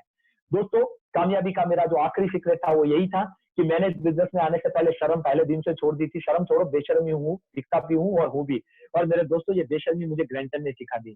घर घर जब डोरबेल बजाई थी ना, जब लोगों ने नाक पे दरवाजे पटकाए थे ना, गालियां बोली थी ना, जब कोई पानी का ग्लास भी नहीं देता था ना, दोस्त उस दिन पता चल गया था शर्म और बेशर्मी क्या होती है। आज उस वक्त लोग दरवाजे पे मुंह पटकाते, अरे मुंह पे दरवाजा पटकाते थे, आज वक्त अलग है, आज लोग दरवाजा खुल के वेलकम करते हैं। एक समय था जब लोग चौकीदार अपॉइंटमेंट, जब अंदर जाने के लिए अपॉइंटमेंट लिखवाता था, आज महीने में 4 बार लोग सेमिनार की अपॉइंटमेंट देते हैं। वो वक्त था जब लोग पास में खड़े रहने नहीं देते थे, आज वक्त है सेमिनार खत्म होने के बाद आधा घंटा लोग अपने साथ सेल्फी लेते हैं। क्यों? बेशर्म नंबर 1 बन जाओ, क्या फर्क पड़ता है? नहीं, मैं तो साहब इंजीनियर हूं। अरे क्या फर्क पड़ता है? आपको पता है, ज्यादा से ज्यादा आपकी कंपनी के 4 लोगों को पता है। लोगों को इतना बड़ा वहम है। बोले सर नहीं, मेरी टीम में एक वकील जो बोले सर मैं तो वकील हूँ, मैं ये डेमो करने जाऊंगा तो क्या होगा? मैंने बोला साहब कोई बात नहीं, आप मुझे बताओ अक्षय कुमार को जानते हैं? बोले हाँ। उसको कितने लोग जानते हैं? बोले पूरा भारत। मेरे भाई उसको पूरा भारत जानता है, फिर भी टॉयलेट धोने जाता है। आपको 4 लोग जानते हैं, आपको क्या शर्म आती है? और फिर भी आती है तो आप 2 चीज रख सकते हो, या तो शर्म या तो नोटों के बंडल। What would you like to have? शर्म के बंडल या नोटों के बंडल? दुकान पे जाओगे तो शर्म के बंडल काम में नहीं आएंगे, नोटों के बंडल ही काम में आएंगे। क्या बेशर्म बनने के लिए तैयार है? क्या मेरी तरफ पागल बनने के लिए तैयार है? क्या मेरी तरह अंदर के जो रोम रोम के अंदर है वो आग लगाने के लिए तैयार है? क्योंकि टीम बॉडी कर देखकर काम नहीं करती मेरे दोस्त, टीम आपको देखकर काम करती है। लीडर कंपनी को देखकर जुड़ते नहीं है, लीडर आपको देखकर जुड़ते हैं। लीडर आपको देखकर, क्योंकि लीडर आपको फॉलो करते हैं। एक छोटी सी स्टोरी के साथ मैं मेरी यहाँ इस स्पीच को वाइंड अप करता हूँ। मेरी कामयाबी का जो सीक्रेट है उसको मैं एक छोटी सी स्टोरी से वाइंड अप करना चाहूंगा। वैसे मेरी जब ट्रेनिंग होती है उसमें मैं पहले ये कहता हूँ, लेकिन आज क्योंकि हम जूम के माध्यम से मिल रहे हैं, क्योंकि मैं बोलता जाऊंगा तो और लंबा चले जाएंगे, लेकिन मैं मेरी स्टोरी से वाइंड अप करना चाहूंगा मेरी सफलता की कहानी को। क्या है मेरी सफलता की कहानी? एक शॉर्ट है, सीक्रेट बात है। एक बार क्या होता है, एक जंगल होता है, जंगल के अंदर एक आश्रम होता है और आश्रम के अंदर हवन हो रहा है। और आश्रम में अंदर जो हवन हो रहा था, उस हवन के अंदर एक जो रुचि जो महात्मा जी हवन करवा रहे थे, अचानक एक शिष्य दौड़ता दौड़ता है, गुरुजी भागो। बोले क्या हुआ? बोले गुरुजी एक शेरों का झुंड आ रहा है। तो गुरुजी ने बोला अच्छा, आगे कौन है? बोले आगे एक भेड़ का बच्चा है। बोले कोई टेंशन लेने की जरूरत नहीं है, हवन चालू रखो। शिष्य बोला गुरुजी लेकिन पीछे शेरों का झुंड है। बोले कोई टेंशन मत लो, मैं बोल रहा हूँ ना, अपलाइन कौन है, मैं हो तुम? बोले नहीं आप हो, हवन चालू रखो। कोई बात नहीं, हवन चालू रहा। आधे घंटे के बाद फिर से वो शिष्य आया वहां पे। गुरुजी ने पूछा बोल बेटा कोई टेंशन अभी कोई आ रहा है? बोले नहीं गुरुजी आ तो रहा है लेकिन टेंशन लेने की जरूरत नहीं है। बोले क्यों? बोले गुरुजी एक झुंड आ रहा है लेकिन छोटा सा झुंड है। बोले किसका है? बोले गुरुजी भेड़ों का झुंड है। अच्छा आगे कौन है? गुरुजी आगे एक छोटा सा शेर का बच्चा है। आगे शेर का बच्चा है? उठाओ बोरिया बिस्तर, बंद करो हवन, भागो यहाँ से। शिष्य बोला लेकिन गुरुजी भेड़ के झुंड से क्या भागना? गुरुजी जवाब देते हैं मेरे बेटा, मेरे दोस्त, मेरे बच्चे, वो झुंड भेड़ों का है लेकिन उसका सेनापति शेर है, और जिसका अपलाइन शेर जैसा होता है ना मेरे दोस्त, उसकी टीम भी शेर जैसी होती है। और वो साला किसी भी सेमिनार में जाता है ना, वहां पे झंडे गाड़ देता है। वो कहीं पर भी डेमो करने जाता है ना, उसकी टूथपेस्ट को छोड़ो, उसकी कलर ट्रे में से भी धुआं निकलना शुरू हो जाता है, क्योंकि आज टूथपेस्ट में नहीं जलती, यहाँ पे जलती, यहाँ पे। तो मेरे दोस्तों मेरी सफलता की कहानी यही थी। Thank you so much and thank you so much again. I am sorry अगर आपको कुछ गलत लगा हो तो मैंने पहले ही बता दिया, 2 डेमो ज्यादा करना, 2 चेक बड़े बनाना। Thank you so much. Thank you. Thank you so very much Kalpesh sir. आपकी स्टोरी सुनी, इसमें बहुत ही दर्द था और बहुत ही वो कहते हैं ना कि जितना सीखते जो जितना दर्द होता है उसमें से ही हम सीखते हैं। तो आपका एक्सपीरियंस बोल रहा था, और आपने काफी कंपनियों में सर के बल गिरे हैं, इसलिए वो ही आपको यहाँ पे सक्सेस लेके आया है। तो वही है कि आपने जैसे बताया कि 2 साल में 2 साल की ये मेहनत नहीं है, एक्चुअली ये 10-12 साल की मेहनत है, और आपने जो बिल्कुल बिल्कुल मेहनत की वजह से ये सक्सेस मिली है। तो अगर हम मोदी केयर में हैं और 5 साल भी हो गए हैं, और फिर भी अगर हम 20-25 हजार पे हैं तो कोई बात नहीं है, क्योंकि हम यहाँ पे अभी भी ठोकर खा रहे हैं, अभी भी ये नेटवर्क मार्केटिंग क्या है अभी भी पता ही नहीं है, शायद इसीलिए इतनी इनकम आ रही है। लेकिन जिस दिन पता चल जाए बिल्कुल। उस दिन आपका चेक 50 हजार से कब 5 लाख हो जाएगा पता भी नहीं चलेगा। Right sir? Absolutely right ma'am, absolutely right. Sir हमारे एक लीडर है, प्रेसिडेंशियल डायरेक्टर है, और वो आपसे जी, कुछ 2 सवाल करना चाहते हैं। तो सर माय प्लेजर। बुलाना चाहूंगी रितेश सर, प्लीज। हाँ, मैंने गेस किया था रितेश सर ही होंगे, इतने सवाल तो हैंडसम इंसान ही कर सकता है। रितेश जी यस। हमारे पार्टनर थे टीम 25 में, बहुत अच्छा लगा रितेश जी, बताइए हाँ सर। एक मिनट, एक मिनट, शायद वो अनम्यूट हो गए होंगे। हाँ चलिए। Yes sir. कैसे कल्पेश जी, बहुत बढ़िया प्रेजेंटेशन दिया और थैंक बहुत बहुत बधाई हो आपको। आप बहुत ही बढ़िया जोरदार सक्सेस हासिल कर रहे हैं and thank you very much. You आज सर। हमारी टीम में आके आपने इतना बढ़िया प्रेजेंटेशन दिया। मैं आपसे सवाल पूछूं उससे पहले मैं आपको एक कॉम्प्लीमेंट देना चाहता हूँ। जी सर। एक सेमिनार था, आप वहां पर स्पीच दे रहे थे और मैं हॉल में बैठा था और मेरे बाजू में 2 सीनियर सिटीजन बैठ रहे थे। मैं उनको जानता नहीं था, वो बड़ी उम्र वाले थे। तो एक सीनियर सिटीजन दूसरे से बोल रहा थी गुजराती में, क्या छोकरो शू खाई ना वो छे, राजधानी एक्सप्रेस थी जेम बोले आज करे। मतलब ये लड़का क्या खा के आया, कंटिन्यूअसली राजधानी एक्सप्रेस की तरह बोलता जा रहा है। So it's a compliment for you. हमारे मोदी केयर में बहुत सारे इफेक्टिव लीडर्स हैं, पर आप जिस स्पीड से बोलते हो उतना स्पीड से मैंने आज तक किसी लीडर्स को बोलते हुए नहीं देखा। Thank you sir, thank you. So my question to you Kalpesh ji, आप जब किसी जी को सर। अपनी टीम में डायरेक्ट स्पॉन्सर करते हैं, सो आप उसके साथ किस तरह से काम करते हैं? आप अगर किसी को डायरेक्ट ज्वाइनिंग करते हैं तो? जी, ये बहुत ही बढ़िया सवाल है सर, और मेरे ख्याल से अगर ये चीज अगर किसी को आ जाए ना तो फिर उसको कोई कुछ समझाने की सिखाने की जरूरत नहीं है, क्योंकि वो बोलते हैं ना कि जैसे वो बच्चन साहब आके बोलते हैं ना कि 2 बूंद जिंदगी के, ये आपने वो 2 बूंद जिंदगी के वाला सवाल पूछ लिया। क्योंकि ज्यादातर केस में मैंने वैसे मेरी स्पीच में बता ही दिया था कि 90% लोग क्या करते हैं, प्रोडक्ट को फोकस करते हैं, प्रोडक्ट अच्छे से दिखाते हैं और ये बोल देते हैं कि आप प्रोडक्ट यूज करो, हफ्ते 10 दिन बाद हम फिर से मिलते हैं। और या तो क्या बोलते हैं कि प्रोडक्ट यूज करने के बाद क्या बोलते हैं कि आप 4 लोगों को इकट्ठा करो, मैं आपके घर पे डेमो करने आता हूँ। तो ये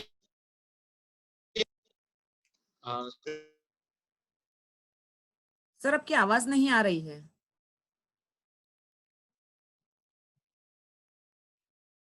कल्पेश जी, आपकी आवाज बंद हो गई है।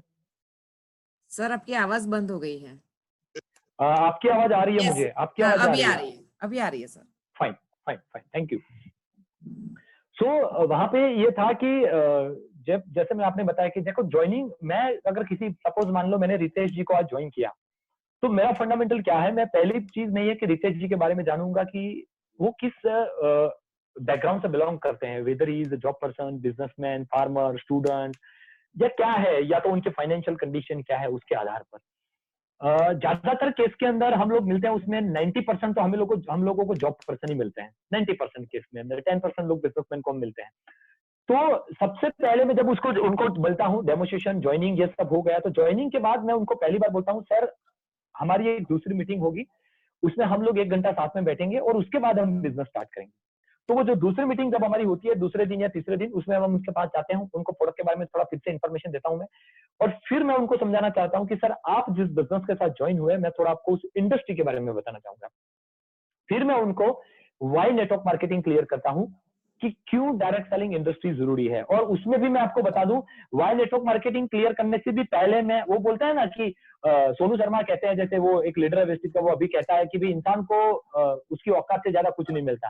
तो मैं इन अदर वर्ड्स ये कहना चाहूंगा कि इंसान को उसका लेवल दिखाना बहुत जरूरी है। जैसे आप गूगल मैप पे जाते हैं, कोई आप एड्रेस सर्च करते हैं, है ना, आपने जैसे सूरत बस स्टैंड एड्रेस सर्च किया, तो गूगल मैप में जैसे ही आप सूरत मेट्रो स्टेशन या बस स्टेशन टाइप करोगे, वैसे ही तुरंत गूगल मैप आपको दूसरा सवाल करता है, और वो दूसरा सवाल पूछता है योर लोकेशन, पूछता है कि नहीं योर लोकेशन, मतलब आपका लोकेशन क्या है। तो पहले किसी भी इंसान के सामने बैठते हैं ना, तो उसको उसका लोकेशन, उसका लेवल दिखाना बहुत जरूरी है। मैं ये नहीं बोलना चाहूंगा उसकी औकात दिखाना जरूरी है, कहने का मतलब उसका लेवल। तो मैं उसको ये समझा देता हूँ कि सर क्या आपको पैसा कमाना अच्छा लगता है? अब मुझे बताओ 200-130 करोड़ में से मुकेश अंबानी को शायद छोड़ दो, या तो उसको भी कैसे छोड़े, वो भी तो हर साल एक नया धंधा चालू करता है। अमिताभ बच्चन भी तो कोशिश कर रहे हैं। तो 130 करोड़ में से, और हम तो किसको मिल रहे हैं? मिडिल क्लास लोगों को। उसको ये सवाल पूछे कि आपको पैसा कमाना अच्छा लगता है? बोले हाँ। आपको समय की आजादी अच्छी लगती है? हाँ। क्या आपको 2-4 साल में रिटायरमेंट मिले तो अच्छा लगेगा? बोले हाँ। सर आप जानते हैं ये पाने के लिए मार्केट में कौन से रास्ते हैं? अब वो क्या जवाब देगा?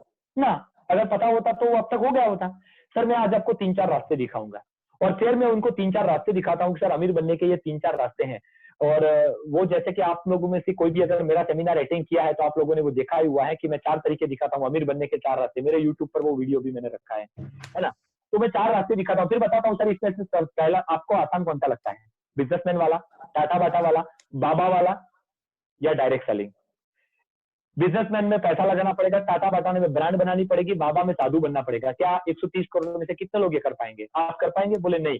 डायरेक्ट सेलिंग में पैसा नहीं लगाना, रिस्क नहीं लेना, टेंशन नहीं लेना, प्रोडक्ट नहीं बनाना, प्रोडक्ट नहीं बेचना, आपको किसी को देना नहीं, आपको किसी को लेना नहीं, ना उधार है ना उगरा नहीं है, कुछ नहीं है, सिर्फ आपको फ्रेंचाइजी लेना है, फ्रेंचाइजी देना है। क्योंकि मैंने आपको बताया पैसा कमाना है तो नेटवर्क बनाना पड़ेगा, वो तो इसको दिमाग में मैंने क्लियर कर दिया। अब उसको मैं नेटवर्क का कंसेप्ट समझाता हूं और फिर मैं उसको मोदी क्या समझाता हूं। तो उसके दिमाग में मेरे जो डायरेक्ट फ्रंट लेग है, आज मेरे जो भी 6-7-8 फ्रंट लेग हैं, उनको मैंने यही समझाया और उनको मैंने यही चीज समझाई। ये चीज आपको हजारों लोगों को नहीं समझानी, ये चीज आपको सिर्फ 6 लोगों को समझानी है। कुछ लोग हजारों लोगों को समझाने के लोग सोचते हैं यार मैं कब हजारों लोगों को मैम और सर की तरह समझा दूंगा, मैं कब जीबीडी बनूंगा। मेरे दोस्त, आपको हजारों लोगों को समझाने की जरूरत, आपको क्या लगता है मैम और सर ने क्या हजारों लोगों को बिजनेस समझाया? नहीं, उन्होंने सिर्फ 14 लोगों के अंदर जो नॉलेज, जो उनकी चिप के अंदर नॉलेज था, वो उन्होंने 14 सॉफ्टवेयर में इंस्टॉल कर दिया, 14 माथों में, बात खत्म। तो मैं अपने साथ जो डायरेक्ट जिनको स्पॉन्सर करता हूं, उनका माइंडसेट पहले उनको कभी नहीं समझाता मोदी केयर क्या है, क्योंकि उसके लिए कोई फर्क नहीं पड़ता। मेरे दोस्त, आप मोदी केयर की प्रोडक्ट कितनी भी अच्छी समझा दो, वो मॉल में जाएगा, 4 संतूर के पास 5 रुपए की पेन देखेगा, संतूर आपका शॉप छोड़ देगा, संतूर उठा के आ जाएगा, ये तय है। बियॉन्ड ब्लू नहीं लेगा, वो लाइजोल के साथ वो मार्केट का क्या आता है टॉयलेट क्लीनर, हार्पिक देखेगा इतना छोटा वाला, वो लेकर आ जाएगा, ये नियम है। वो क्यों मोदी केयर की प्रोडक्ट यूज करेगा, वो क्लियर कर दो, फिर आपको उसको ये बताने की जरूरत नहीं है कि लॉयल्टी कैसे करते हैं, फास्ट ट्रैक कैसे करते हैं। तो this is what my style to start up any new person, to set the mind first. जी thank you very much Kalpesh ji, आपने बहुत बढ़िया कहा कि माइंड सेट करना बहुत जरूरी है। बस एक आखिरी सवाल मेरी तरफ से, जो एक नया बंदा जुड़ता है उसको सक्सेसफुल होने के लिए वो कौन सी सबसे ज्यादा इंपॉर्टेंट चीज है जो उसको करनी पड़ेगी? वो आपके हिसाब से वो एक कौन सी सबसे ज्यादा इंपॉर्टेंट चीज है नए इंसान के लिए? वेल देखो सर, वैसे इस सवाल के बारे में बोले तो बहुत सारा बोल सकते हैं, और एक लाइन में अगर कहना चाहें तो वैसे बहुत मुश्किल सवाल है ये, क्योंकि मैंने जो मेरी सफलता बताई आप लोगों ने देख ली कि एक लाइन छोड़ो 10 साल के बाद मिली है। तो मैम सर को देख लो, आप खुद हैं सर एग्जाम्पल। लेकिन फिर भी मैं कहना चाहूंगा, अगर मुझे कोई पूछे कि एक नए इंसान को सफल होने के लिए कोई एक फंडामेंटल चाहिए, तो दोस्तों मैं 3-4 वर्ड्स बोलना चाहूंगा उसके लिए। पहला, पागलपन। दूसरा, 4 साल के लिए कमिटेड। अब कमिटेड में 4 वर्ड्स हैं, committed with Modi care, committed with upline, committed with downline team, and committed with your goal. 4 साल कमिटमेंट, पागलपन, कमिटमेंट। तीसरी चीज, 4 साल विथ कंटिन्यूटी, ट्रिपल सी, ये तीसरा सी है। कमिटमेंट भी है, कंसिस्टेंसी भी चाहिए, कंटिन्यूटी जिसको बोल सकते हैं आप। 4 साल के तक आपको पीछे मुड़ के नहीं देखना कि कितने का चेक आया, क्योंकि मैंने आपको बताया मेरे पहले 3.5 साल के कैरियर का चेक 920 रुपए का था। तो कुल मिला के आपको 4 चीज करनी है। पहले तो पागलपन में है और गोल सेट है, फिर यहाँ पे देखे, यहाँ पे भी देखे, ये कोशिश करके देखे, ये पॉसिबल नहीं है। पहली चीज ये सोच लो मेरे दोस्त, अगर यहाँ पे सुरेखा जी 70-80 लाख रुपए कमा सकती हैं, औरम जी 8 लाख 10 लाख, नितेश जी कमा सकते हैं, अल्पेश जी 15 लाख रुपए कमा सकते हैं, आप कमा सकते हैं। अक्षय दत्ता 8 लाख कमा सकती है, आप कमा सकते हैं। तो कहने का मतलब ये है, वक्त देना है और वो देना पड़ेगा। तो मैं आपको एक नए इंसान को इतना ही कहना चाहूंगा, लेकिन हाँ, उसके लिए आपको एक चीज की बहुत जरूरत पड़ेगी, वो है लर्निंग एटीट्यूड विथ पेशेंस। सीखने की तैयारी धैर्य के साथ। सीखना तो पड़ेगा, आप चाहे डॉक्टर होंगे, आप तोप सिंह होंगे, बट मोदी केयर में यू आर जीरो। मैं पिछली कंपनी में 40,000 लोगों की टीम लेकर आया था, बट मोदी केयर जब ज्वाइन किया आई वॉज जीरो। अगर मैंने वो सिस्टम चलाई होती तो मैं कामयाब नहीं होता। तो कामयाब बनने का पहला रूल है, सीखते रहिए, किताबें पढ़िए, अच्छे वीडियो देखिए, यूट्यूब पर जाइए, अपलाइन को फॉलो करिए। अपलाइन को फॉलो नहीं, ब्लाइंडली फॉलो करिए। इसके पीछे मैं छोटा सा एग्जांपल देना चाहूंगा। आपने बहुत सारे एक्सीडेंट देखे होंगे, आपने सुना होगा कि रेल के पटरी पे 10-12 लोग कट गए, रोड पे जाते वक्त रोड क्रॉस करते हुए 2-4 लोगों का एक्सीडेंट हो गया, सुना ना? लेकिन कभी सुना कि एक ब्लाइंड इंसान रोड क्रॉस कर रहा था और उसका अकस्मात हो गया और ये मर गया? कोई अंध इंसान को कभी एक्सीडेंट में मरते हुए देखा? कभी सुना? क्यों? जिसकी 2 आंखें, ऐसे तो हजारों मरते हैं, हर हफ्ते एक न्यूज आता है। पता है क्यों? क्योंकि जो ब्लाइंड इंसान जब रोड क्रॉस करनी होती है तो रुकता है और इंतजार करता है जिसकी आंखें हैं। और कोई जो आंख वाला जिसको सुना उसको बोलता है भैया एक रोड क्रॉस करवा दोगे? अब जो आंख वाला है मतलब अपलाइन, फॉरम मिसेस टक्कर। ब्लाइंड इंसान है मतलब डाउनलाइन, मतलब जो मुझे सुन रहे हैं आप। अपलाइन रितेश जी, डाउनलाइन मतलब आप। अब अपलाइन की ड्यूटी क्या बन गई, फॉरम जी नितेश जी की ड्यूटी क्या बन गई कि मेरी डाउनलाइन, वो तो ब्लाइंड है, उसको तो दिखता नहीं है और उसने मेरे कंधे पर हाथ रख दिया है। अब जिम्मेदारी मेरी है कि मैं रोड को दाहिने भी देखूं, बाएं भी देखूं और उसको सही तरीके से रोड को क्रॉस करवाऊं, क्योंकि वो अंध इंसान है, उसका एक्सीडेंट मेरी वजह से होना नहीं चाहिए। उसने मेरे पर भरोसा रखा है और इसलिए कभी भी अंध इंसान का एक्सीडेंट नहीं होता। लेकिन जिसकी दोनों आंखें हैं वो तो डेढ़ शाना है, उसको तो बोलता है तू मुझे क्या मोदी केयर सिखाएगा, मैं डॉक्टर हूं, मैं इंजीनियर हूं। अरे तेरा जितनी उम्र है मेरा उतनी तो नेटवर्क कंपनियों का अनुभव है, मैं इतनी कंपनियां करके आया हूं, मैं इतना पढ़ा लिखा हूं, मेरे को तो सब कुछ आता है। इसमें तो 6 लेग है, इसमें तो 2 लेग है, उसमें तो सिंगल लेग प्लान है, उसमें तो नॉन वर्किंग प्लान है, वो तो प्री लॉन्चिंग प्लान है। वो 2 आंख से दिखने वाला पागल है और वो जब अपनी होशियारी में निकलता है ना तो पता नहीं कौन उड़ा के चला जाता है। तो ब्लाइंड भरोसा करो अपनी अपलाइन पे, क्योंकि मैंने बताया था इस पूरी धरती पर एक ही इंसान ऐसा है जो आपका वेल विशर है और वो है आपका अपलाइन। सो फॉलो योर, हाँ लेकिन एक चीज बता दो, अपलाइन मतलब एक्टिव ग्रोइंग अपलाइन, जो ग्रो करता हो, एक्टिव हो और जो अपने टाइटल, अपनी प्रोफाइल, अपनी अपलाइन को फॉलो करता हो। सो दिस इज व्हाट मेरे ख्याल से यही फंडामेंटल है कामयाबी के। Sir ji, thank you very much Kalpesh sir. Over to you forum madam. Thank you so much Ritesh sir, आपने सवाल पूछे बहुत अच्छे ही वैल्यूएबल सवाल पूछे जो टीम के लिए बहुत ही जरूरी है। और thank you so very much Kalpesh ji, आप यहाँ पे आए, बहुत कुछ सीखने को मिला, हम सब लोगों को काफी कुछ नॉलेज मिला। तो दोस्तों आई होप आप सब लोगों ने कुछ ना कुछ कल्पेश जी से सीखा ही होगा। और हम रेगुलर वे में जैसे 5 बजे मीटिंग करते ही करते हैं, तो कल 5 बजे BOM है, नए लोगों को हम डेमोन्स्ट्रेशन दिखाएंगे, परिवर्तन दिखाएंगे। लेकिन कल सुबह में हम एक शख्सियत को लेके आने वाले हैं जो इंडिया के 2nd हाईएस्ट अर्नर है और वो हमारी टीम में ट्रेनिंग देने के लिए आने वाले हैं। तो कल 11 बजे तैयार रहना। कल हमको मिलने आ रहे हैं प्रमोद आचार्य जी, जो मेरे मोस्ट फेवरेट है और उनके पास से बहुत कुछ सीखना है हम लोगों को। तो कल 11 बजे तैयार रहना, उनसे हम काफी कुछ सीखने वाले हैं। सब लोगों ने उनकी स्टोरी तो सुन ली है, तो कल वो सिखाएंगे कि वो किस सिस्टम से काम करते हैं और वो सिस्टम हमको कल सिखाने वाले हैं। ओके दोस्तों, तो कल 11 बजे हम मिलेंगे और उसके बाद कल 5 बजे भी मिलेंगे। Thank you so much all of you, bye bye. Thank you so much Kalpesh sir, thank you so much Ritesh sir. Thank you so much ma'am, thank you thank you Kalpesh ji. Thank you so much. आपका और ma'am का दोनों का बहुत बहुत बहुत शुक्रिया आपसे बात करके और मुझे मौका देकर। Thank you so much, thank you, wish you all the best and stay home, stay safe. Thank you sir एक बात बताना चाहूंगी लास्ट में। जी मैम। मैंने पूछा नहीं कि आप मोदी केयर से क्या चाहते हो। वेल मैम, बहुत अच्छा सवाल है और कह सकते हैं कि ये मेरा ड्रीम है और ये भी कह सकते हैं कि मैं शायद इसी के लिए काम कर रहा हूँ। मैं सच में बताऊं, घर चलाने के लिए मुझे कभी कमाने की जरूरत नहीं पड़ी। मैंने पहले ही बताया कि फाइनेंशियल बैकग्राउंड साउंड था घर का। हाँ, मैंने इंडिविजुअल मेहनत स्ट्रगल बहुत करी क्योंकि मैं खुद के पैर पे खड़ा होना चाहता था। लेकिन आज मुझे खाने के लिए घर चलाने की जरूरत नहीं, वो मेरे घर का बैकग्राउंड भी स्ट्रांग ही था। लेकिन मैं बता दूं, मेरा एक ही ड्रीम था, क्योंकि बचपन में मम्मी कहा करती थी कि काम करना है तो कुछ ऐसा करो कि जिसमें आपके द्वारा लोगों को सपोर्ट मिले। जो ड्रीम उनका उनका एक ड्रीम था, स्कूल बनाओ जिसमें हम गरीब बच्चों को पढ़ा पाए।